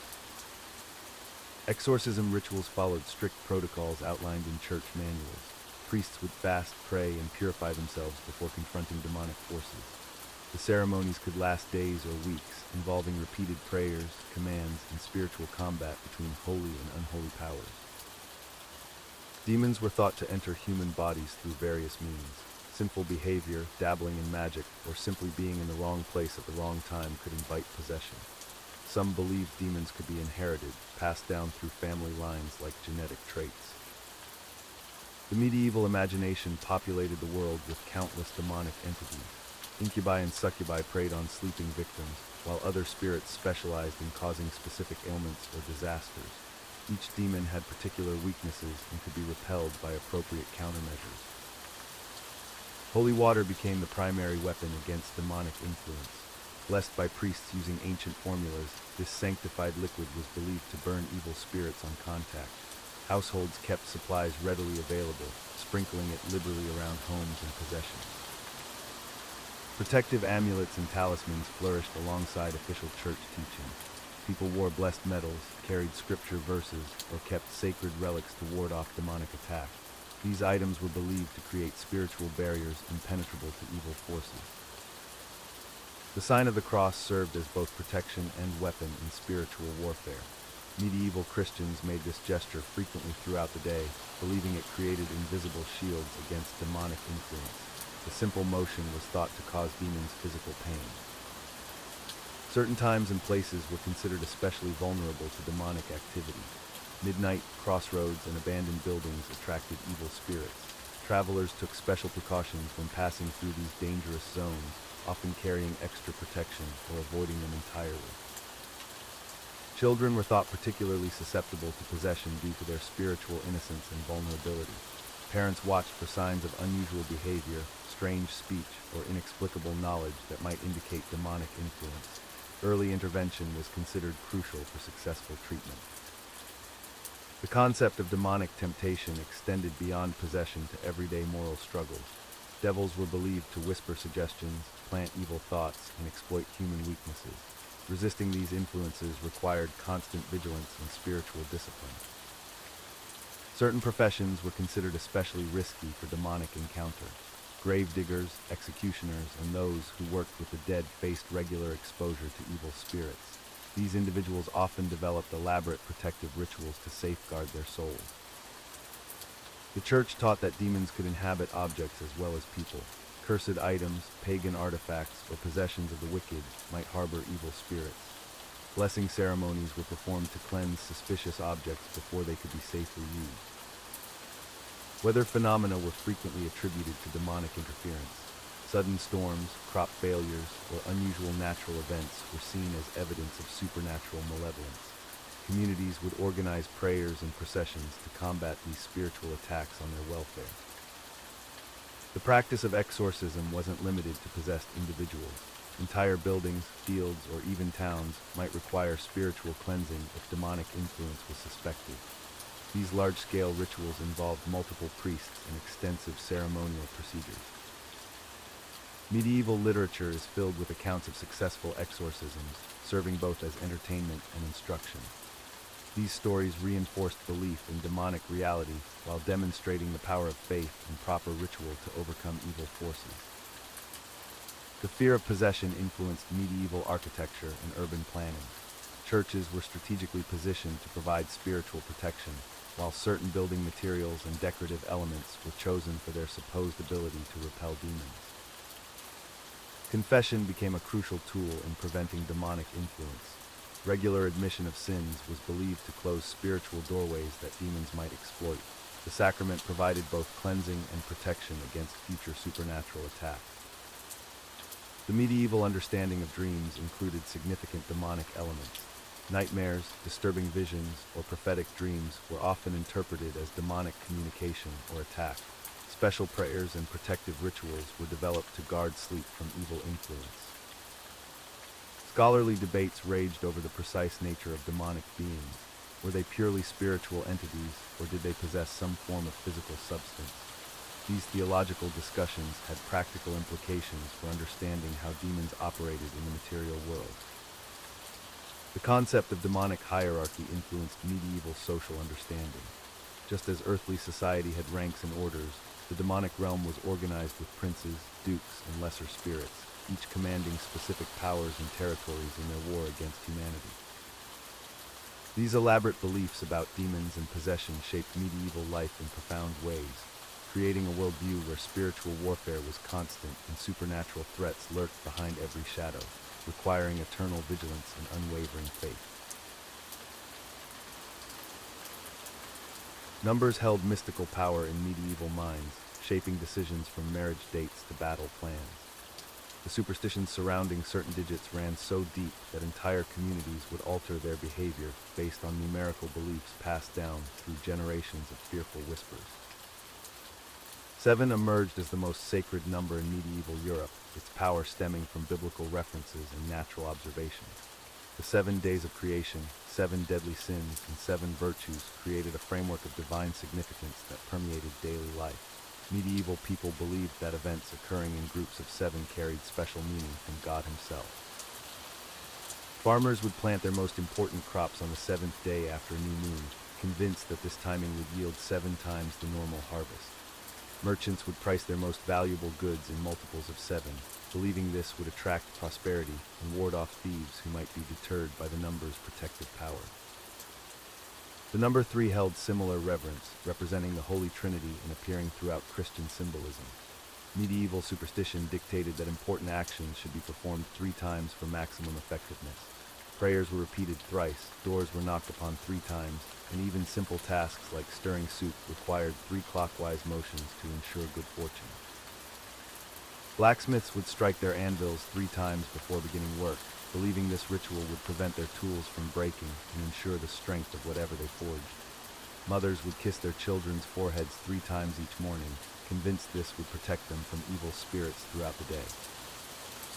9 represented completion and perfection, being 3 times 3. Medieval people believed that ailments would last exactly 9 days if left untreated, and that wounds would heal completely after 9 applications of herbal remedies. Pregnant women would eat 9 specific herbs to ensure healthy births, while travelers would carry 9 protective amulets for safe journeys. The power of 9 extended to legal matters, where medieval courts often required 9 witnesses to validate important testimonies. Communities would select 9 elders to make crucial decisions, believing that this number would channel divine wisdom and prevent corruption from influencing their choices. 13 struck terror into medieval hearts long before modern superstitions took hold. The number's association with Judas Iscariot, the 13th person at the Last Supper, created an immediate connection with betrayal and death. Medieval households would go to extraordinary lengths to avoid having 13 people at their dinner table. If a 13th guest arrived unexpectedly, families would quickly set an additional place setting for an imaginary 14th person, often leaving food and drink for this phantom guest throughout the entire meal.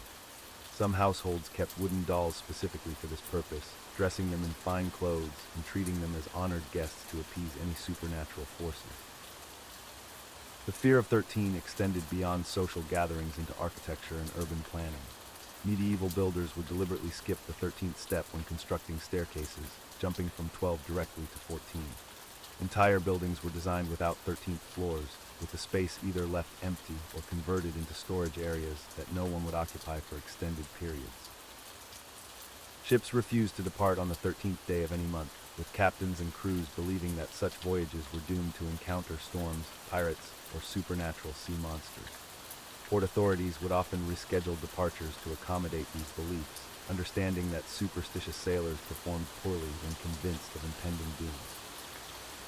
The number 4 carried ominous implications in certain medieval regions, particularly where Roman influence remained strong.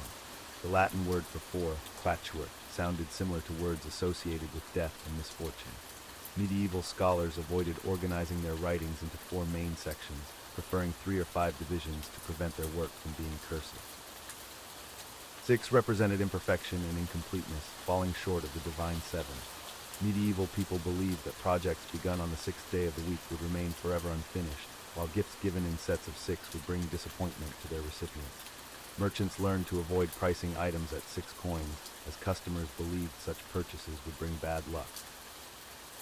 Even numbers generally carried negative connotations compared to their odd counterparts. Medieval superstition held that even numbers could be divided and therefore weakened, while odd numbers remained strong and indivisible. This belief influenced everything from the number of candles lit during prayers to the quantity of herbs used in medicinal preparations. Wedding ceremonies required careful numerical planning, with couples choosing odd numbers of attendants, flowers, and even wedding gifts to ensure marital happiness. Brides would wear an odd number of jewelry pieces, while grooms would carry an odd number of coins in their pockets during the ceremony. The number 8 held complex meanings in medieval numerology, representing both renewal and infinity due to its shape resembling the symbol for endless cycles. Some regions considered 8 lucky for new beginnings, while others feared its association with the endless cycle of death and rebirth that could trap souls in earthly suffering. Medieval mathematicians and scholars, despite their education, often found themselves bound by these numerical superstitions. They would structure their treatises and calculations to avoid unlucky number combinations, sometimes compromising mathematical accuracy to appease supernatural concerns that dominated their cultural environment. Merchants developed elaborate pricing systems based on lucky and unlucky numbers, with some goods costing seemingly random amounts that actually followed complex superstitious formulas. A sword might cost 7 silver pieces plus 3 copper coins, combining 2 lucky numbers while avoiding any multiples of unlucky digits. These numerical beliefs influenced medieval timekeeping and scheduling, with important events planned around auspicious number combinations. Coronations, battles, and religious ceremonies were timed to begin at hours that contained lucky digits, while activities associated with unlucky numbers were postponed or canceled entirely. The persistence of these numerical superstitions shaped medieval society in ways that extended far beyond simple belief systems, creating behavioral patterns that influenced architecture, commerce, social customs, and even scientific inquiry. Numbers became a language through which medieval people attempted to communicate with divine forces and control their uncertain world. In medieval times, what you wore and how you appeared to the world carried far more weight than simple fashion choices. Every thread, every color, every way you styled your hair was believed to hold mystical significance, capable of attracting good fortune or inviting terrible misfortune into your life. Let's begin with the fascinating world of medieval clothing superstitions, where even the simplest garments were thought to possess supernatural powers. The color of your clothes wasn't just a matter of personal preference or social status, it was believed to directly influence your fate and the forces that surrounded you. Red clothing held particularly complex meanings in medieval superstition. While red was often associated with power, passion, and protection against evil spirits, wearing red on certain days was considered extremely dangerous. Many believed that wearing red on a Friday would bring 7 years of bad luck, as red was thought to anger the spirits of the dead who were said to be most active on that day. Green clothing carried its own set of supernatural warnings. Medieval people believed that wearing green could make you invisible to fairies, which sounds beneficial until you realize that this invisibility was thought to trap you between the human and fairy worlds. Many avoided green clothing entirely, fearing they might accidentally slip into the fairy realm and never return to their families. The superstitions surrounding new clothes were particularly elaborate. It was believed that wearing a completely new outfit would bring either tremendous good luck or devastating misfortune, depending on when and how you first wore it. The safest approach was to wear one old item with any new clothing, creating a bridge between your past and future luck. Medieval people developed intricate rituals around putting on new clothes for the first time. The garment had to be blessed by touching it to something iron, preferably a horseshoe or a piece of blessed metal from a church. Some believed you should wear new clothes for the first time on a Sunday morning, as this would ensure the blessing of divine protection throughout the garment's life. The direction you put on your clothes mattered enormously in medieval superstition. Putting on any garment inside out, even accidentally, was seen as a powerful omen. Some believed this mistake would bring good luck, as it confused evil spirits who were trying to follow you. Others thought it was a terrible sign that meant you would face unexpected challenges that day. Shoes held their own collection of supernatural beliefs. Medieval people believed that new shoes should never be placed on a table, as this would bring death to the household within a year. The reasoning was that shoes carried the energy of all the places you had walked, and placing them on a surface where food was prepared would contaminate your family's luck with the negative energy from your travels. The way you laced your shoes was also significant. Lacing them in a specific pattern was thought to protect you from evil spirits who might try to trip you or lead you astray. Some medieval travelers would lace their shoes in complex knots, believing these patterns would confuse any malevolent spirits trying to follow their path. Hair superstitions were incredibly detailed and varied throughout medieval Europe. The length, style, and care of your hair were all believed to directly connect to your spiritual well-being and your relationship with supernatural forces. Cutting your hair at the wrong time could supposedly drain your strength, invite bad luck, or even shorten your lifespan. Medieval people believed that hair held a person's life force and spiritual energy.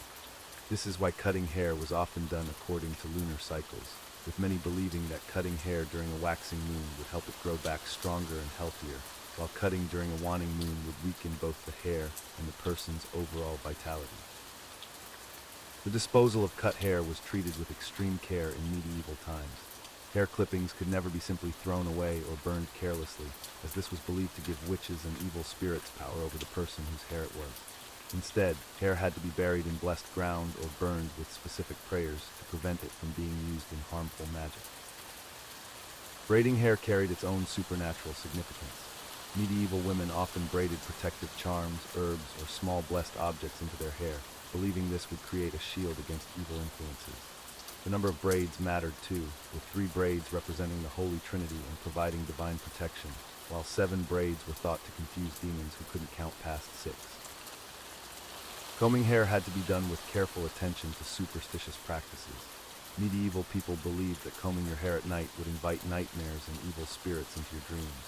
Hair should only be combed during daylight hours, and the comb itself had to be made from specific materials like bone or blessed wood to avoid attracting negative energy. The superstitions around losing hair were particularly frightening in medieval times. Finding hair in your food was considered an extremely bad omen, suggesting that someone was trying to cast a spell on you or that death was approaching your household. People would carefully examine their meals for any stray hairs, and finding one would often result in the entire meal being discarded and prayers being said for protection. Jewelry and accessories carried their own supernatural weight in medieval belief systems. Rings were thought to hold particular power, with the finger you wore them on determining what kind of energy they would attract or repel.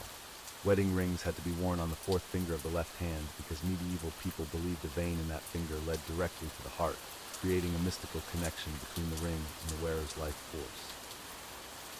Removing jewelry accidentally was seen as a powerful omen in medieval superstition.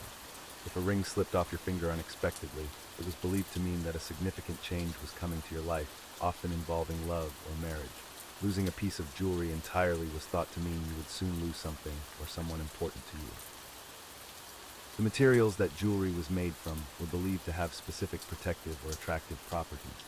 Iron jewelry was worn to repel evil spirits and witches, while silver was thought to provide protection against werewolves and other supernatural creatures. Gold was believed to attract prosperity and divine favor, but wearing too much gold was thought to make you a target for both thieves and jealous spirits. Medieval people developed elaborate superstitions around the care and storage of their clothing and accessories. Clothes had to be stored in specific ways to maintain their protective properties and prevent them from attracting negative energy. Hanging clothes inside out overnight was believed to cleanse them of any bad luck they might have absorbed during the day. The superstitions surrounding mending and repairing clothes were equally complex. Medieval people believed that mending clothes while wearing them would sow bad luck into the fabric and into their lives. All repairs had to be done while the garment was removed from the body, and specific prayers or charms were often spoken during the mending process to ensure the repair wouldn't weaken the garment's protective properties. These clothing and appearance superstitions reveal how deeply medieval people believed that the physical world was interconnected with spiritual forces. Every choice about how to dress, style their hair, or care for their possessions was made with careful consideration of supernatural consequences, creating a daily life filled with ritual and meaning that extended far beyond simple vanity or practical concerns. The medieval world of crafts and trades was governed by an intricate web of superstitions that dictated everything from when to begin work to how tools should be blessed. These beliefs weren't merely quaint customs, but essential practices that craftsmen believed could mean the difference between prosperity and ruin, between creating masterworks and producing cursed objects that would bring misfortune to all who encountered them. Blacksmiths, those masters of fire and iron, lived by perhaps the most elaborate set of superstitions. The forge was considered a sacred space where the elements of earth, air, fire, and water converged. Before lighting the forge each morning, a blacksmith would sprinkle salt around the anvil in a perfect circle, believing this would prevent evil spirits from corrupting the metal. The first strike of hammer on anvil had to be made with the right hand while facing east, toward the rising sun, to ensure the day's work would be blessed with strength and precision. Iron itself was believed to possess protective properties, but only when worked with proper reverence. Blacksmiths would never begin crafting weapons on a Friday, as this was considered the day when dark forces held sway over metal. Instead, swords and daggers were begun on Tuesdays, the day of Mars, god of war. Horseshoes required their own special rituals. They had to be forged during a waxing moon and cooled in water that had been blessed by a priest. The final nail hole was always drilled while reciting a prayer for the horse's protection. Carpenters and woodworkers faced their own supernatural challenges. Wood was considered a living material that retained the spirit of the tree from which it came. Before felling a tree, carpenters would leave offerings of bread and ale at its base, asking permission from the tree's spirit. Oak was the most prized wood, but also the most dangerous to work with improperly. A carpenter who cut oak without first making the sign of the cross over the wood would find his tools mysteriously dulled and his joints never fitting properly. The direction of wood grain held mystical significance. Boards cut against the grain were said to bring discord to any structure they were used in. Families living in homes built with such wood would quarrel constantly, and businesses housed in such buildings would fail within a year. Carpenters would carefully study each piece of wood, running their hands along the grain while whispering ancient prayers passed down through generations of craftsmen. Joiners believed that furniture built during certain phases of the moon would possess different qualities. Chairs crafted during a new moon would be sturdy and long-lasting, while those made during a full moon would be comfortable but prone to breaking at crucial moments. Tables required the most careful timing. They had to be completed during a waxing moon to ensure they would always provide abundance for those who ate at them. Weavers and textile workers operated under equally complex supernatural guidelines. The spinning wheel was considered a conduit between the earthly and spiritual realms. Before beginning work each day, a weaver would spin 3 empty turns while reciting the names of the 3 fates who controlled the threads of human destiny. Dropping the spindle was an omen of death in the family, while thread that broke repeatedly indicated that enemies were working magic against the household. The colors of thread carried deep significance. Red thread could only be spun by unmarried women, as it was believed that married women would infuse it with the complications of their domestic lives. Blue thread required the spinner to fast for 3 days before beginning work, as this color was sacred to the Virgin Mary. Black thread was never spun at night, for fear of attracting malevolent spirits who were drawn to darkness. Patterns woven into cloth were thought to possess protective or harmful properties. Celtic knots were incorporated into garments to confuse evil spirits who might try to follow the wearer.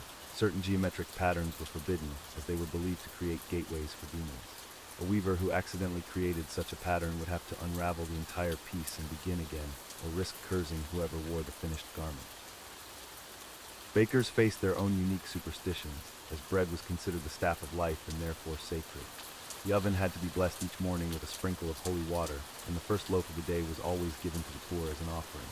Bread that failed to rise was seen as a sign of God's displeasure, and the baker would have to examine his conscience for recent sins. Loaves that split while baking were omens of coming discord in the community. The kneading of dough required specific rituals. Bakers would knead in a clockwise direction while reciting prayers, believing that counterclockwise kneading would invite evil into the bread. Salt was added not just for flavor, but as protection against malevolent forces. A pinch of salt thrown over the left shoulder before beginning work would ensure the day's bread would nourish rather than harm those who ate it. Millers operated under the constant threat of supernatural interference. Grain was believed to be particularly susceptible to curses, and a miller who had enemies might find his grain mysteriously spoiled or infested with vermin. To protect against such attacks, mills were built with iron nails driven into the doorframe in the shape of a cross. The millstone itself was consecrated with holy water and blessed by a priest before its first use. The grinding of grain had to follow specific patterns. Clockwise grinding was for ordinary flour, but special ceremonial grain for religious festivals had to be ground counterclockwise while reciting specific prayers. Grain ground during a thunderstorm was considered especially powerful and was reserved for making communion wafers. However, grain that became wet from rain was thought to be cursed and had to be buried in consecrated ground rather than used. Brewers and ale makers worked with ingredients believed to be influenced by lunar cycles and seasonal spirits. Hops could only be harvested during specific phases of the moon, and the brewing process had to begin on certain days of the week. Monday was considered unlucky for starting a new batch, as ale begun on this day would turn sour within a week. Wednesday was the preferred day, as it was governed by Mercury, who would ensure the fermentation proceeded smoothly. The brewing vessels themselves required careful attention. Barrels had to be made from wood that had never been struck by lightning, as such wood was thought to make ale that would cause violent behavior in those who drank it. Before use, each barrel was blessed with a mixture of salt and holy water, and a small cross was carved into the wood near the bung hole to prevent evil spirits from contaminating the contents. These trade superstitions created a complex web of ritual and belief that governed every aspect of medieval craftsmanship.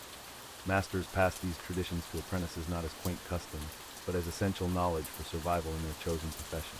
To ignore these superstitions was to court disaster, while following them faithfully was believed to ensure not just success, but protection from the countless unseen forces that threatened to disrupt the delicate balance of medieval life. As we drift deeper into the medieval world of belief, we discover that superstitions varied dramatically across different regions of Europe. What frightened a peasant in England might have been considered perfectly normal in Bavaria, while practices deemed essential in France could be viewed as heretical in Spain. In the British Isles, the Celtic influence remained strong throughout the medieval period. Scottish Highlanders believed that seeing a single magpie meant certain death within the year, leading to elaborate rituals whenever one appeared. They would bow 3 times, spit over their left shoulder, and recite ancient Gaelic phrases to ward off the curse. Irish monks, despite their Christian faith, still hung rowan branches over monastery doors, believing these sacred trees could repel demons that might corrupt their manuscripts. English villages developed their own unique traditions around harvest time. In Yorkshire, farmers would leave the last sheaf of wheat standing in the field until dawn, believing it housed the corn spirit. At sunrise, they would cut it while blindfolded, then weave it into a corn dolly that would protect their homes through winter. Failure to perform this ritual correctly meant crop failure the following year. Moving across the Channel to France, we find different fears entirely. Norman peasants believed that wolves could smell fear from miles away, so they carried pouches of blessed salt whenever traveling after dark. In Brittany, fishermen's wives would never wash their husbands' clothes on Fridays, convinced that doing so would cause their men to drown in the coming week. Instead, they would pile the dirty garments in corners, sometimes for weeks, until a safe washing day arrived. French nobility had their own elaborate superstitions surrounding courtly life. At the court of Louis VII, it was believed that wearing green brought misfortune in matters of love. Courtiers would spend fortunes on blue and red silks, while green fabrics gathered dust in merchants' shops. Ladies would even refuse green gemstones, fearing they would never find suitable husbands. The Germanic regions developed perhaps the most complex system of protective rituals. In Bavaria, every household maintained a schnapps bottle filled with holy water, herbs, and small iron nails. This mixture, called hexenschutz or witch protection, was sprinkled around doorframes every new moon. Bavarian mothers would also sew tiny bells into their children's clothing, believing the constant tinkling would confuse evil spirits trying to steal young souls. Austrian mountain communities lived in constant fear of avalanches, which they attributed to angry mountain spirits. Before any major construction project, villagers would hold elaborate ceremonies involving the sacrifice of a white goat at dawn. The animal's blood would be mixed with local wine and poured into the foundation stones, creating a pact with the mountain spirits to leave their homes undisturbed. In the Italian peninsula, superstitions often centered around the evil eye, or malocchio. Venetian glassblowers created special amulets from blue glass, believing this color could reflect curses back to their senders. Roman families hung strings of garlic and red peppers in their windows, not just for cooking, but as protection against jealous neighbors who might cast spells on their prosperity. Southern Italian fishing communities developed intricate rituals around their boats. Before each voyage, fishermen would nail a horseshoe to their mast, paint eyes on their bow to help the boat see dangers, and never allow women aboard during their monthly cycles, believing this would anger the sea gods and bring storms. Spanish superstitions were heavily influenced by the ongoing Reconquista and the mixing of Christian, Islamic, and Jewish traditions. In Castile, people believed that Moorish spirits still haunted recently conquered territories. Christian families would burn frankincense every evening and recite specific prayers to cleanse their homes of lingering Islamic influences. Andalusian olive growers developed unique protection rituals for their crops. They would bury clay pots filled with blessed oil at the corners of their groves, believing this created a spiritual barrier against crop diseases. During harvest, no one was allowed to whistle while picking olives, as this was thought to summon locusts that would devour the entire crop.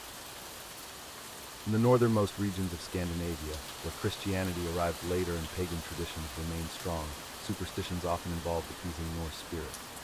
Norwegian fishermen would never count their catch while still at sea, believing this would anger the sea spirits and cause their nets to come up empty on future voyages. Instead, they developed complex hand signals to communicate numbers without speaking them aloud. Swedish farmers practiced a ritual called talking to the rye, where they would spend hours in their fields having conversations with their grain crops. They believed that plants could understand human speech and would grow better if treated as family members. Entire communities would participate in these field conversations, creating a constant murmur across the countryside during growing seasons. Danish communities near the Baltic Sea lived in fear of sea witches, powerful sorceresses who could control storms and shipwrecks. Coastal villages maintained special lighthouse keepers who were also trained in counter magic. These keeper wizards would burn specific combinations of herbs and woods in their lighthouse fires, believing certain smoke patterns could break whether spells cast by sea witches. The Polish regions developed elaborate superstitions around their beloved horses. Polish cavalry believed that feeding their mounts blessed oats on St. Martin's Day would make them invulnerable in battle. Farmers would never sell a horse on a Tuesday, convinced this would bring 7 years of bad luck to both buyer and seller.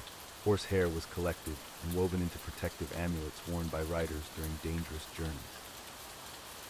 Hungarian communities, influenced by their unique language and culture, developed superstitions unlike anywhere else in Europe. They believed that speaking a person's name 3 times after midnight would summon their spirit, whether living or dead. This led to elaborate naming conventions, where children were given secret names known only to their immediate family, protecting them from supernatural summoning. In the Czech regions, miners developed extensive underground superstitions to protect themselves in the dangerous depths. They would never enter a mine without leaving bread at the entrance for the kobolds, mischievous underground spirits who could cause cave-ins if not properly appeased. Miners also carried pieces of blessed chalk to mark protective symbols on tunnel walls, creating elaborate underground networks of spiritual graffiti. These regional variations remind us that medieval Europe was not a unified culture, but a patchwork of local beliefs, fears, and protective rituals. Each community developed superstitions that reflected their specific environment, threats, and cultural heritage. What united them all was the deep human need to find meaning and protection in an uncertain world, even if the methods varied dramatically from valley to valley, kingdom to kingdom. As we continue our gentle journey through these fascinating beliefs, let the diversity of medieval superstitions remind you that human creativity in seeking comfort and protection knows no bounds, even as sleep slowly claims your consciousness in this peaceful moment. As we reach the end of our journey through the labyrinth of medieval superstitions, take a moment to let your mind settle into the quiet contemplation of these ancient beliefs. We've wandered together through centuries of human imagination, exploring the intricate tapestries of fear, hope, and wonder that our ancestors wove into their daily lives. From the earliest moments of our exploration, we discovered how deeply embedded these superstitions were in the fabric of medieval society. The belief in protective amulets wasn't merely about wearing a pretty trinket around one's neck. It represented a fundamental understanding of the world as a place where invisible forces constantly battled for influence over human destiny. Each charm, each carefully crafted talisman, served as a tangible connection between the physical realm and the mysterious spiritual dimensions that medieval people believed surrounded them at every moment. The superstitions surrounding animals revealed perhaps the most fascinating aspect of medieval thinking. These weren't random associations between creatures and fortune. Instead, they represented a sophisticated system of symbolic thinking that connected the natural world with human experience in profound ways. When a medieval person saw a black cat crossing their path, they weren't simply reacting to an arbitrary cultural rule. They were participating in a complex web of meaning that linked the behavior of animals to the cosmic forces that governed their lives. Consider how the weather superstitions we explored demonstrated the medieval mind's attempt to find patterns and meaning in the seemingly chaotic forces of nature. These beliefs weren't born from ignorance, but from a deep desire to understand and predict the world around them. Each cloud formation, each unusual wind pattern, each unexpected change in temperature was interpreted through a lens of supernatural significance that gave people a sense of agency in an unpredictable world. The household superstitions we examined revealed the intimate ways these beliefs shaped daily life. From the moment medieval people woke in the morning until they closed their eyes at night, they navigated a world filled with potential omens and protective rituals. The simple act of sweeping the floor became a spiritual practice. The way bread was baked carried implications for the family's future prosperity. Even the arrangement of furniture could influence the flow of good or evil energy through the home. Food-related superstitions demonstrated how even the most basic human needs were transformed into opportunities for spiritual practice and protection. The medieval kitchen wasn't just a place for preparing meals. It was a sacred space where the proper handling of ingredients could ensure health, prosperity, and protection from malevolent forces. Every meal became a ritual, every shared dish an opportunity to strengthen the bonds between family members and their connection to the divine. Superstitions surrounding death and the afterlife revealed perhaps the most profound aspects of medieval spiritual life. These beliefs provided comfort in the face of mortality while offering practical guidance for navigating the dangerous transition between life and death.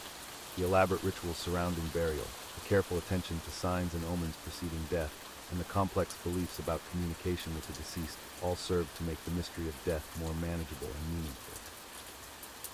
Marriage and love superstitions showed us how even the most personal and intimate aspects of human experience were understood through supernatural frameworks.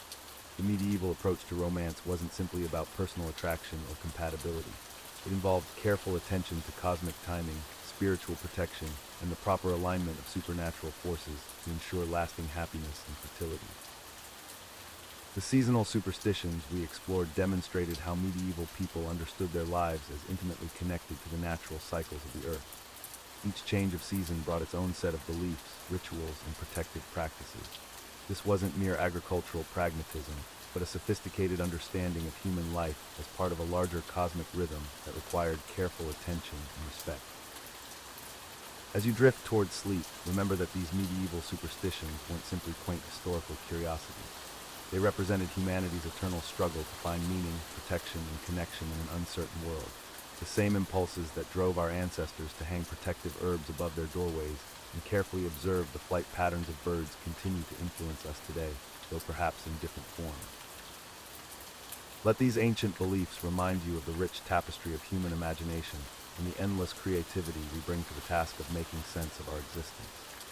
In the gentle rhythm of your breathing, in the quiet comfort of your bed, in the peaceful darkness that surrounds you, you're participating in the same fundamental human experience that connected medieval people to the mysterious forces they believed shaped their world. Sleep well, knowing that the human capacity for wonder, protection, and meaning-making continues to connect us across the centuries to all those who came before us.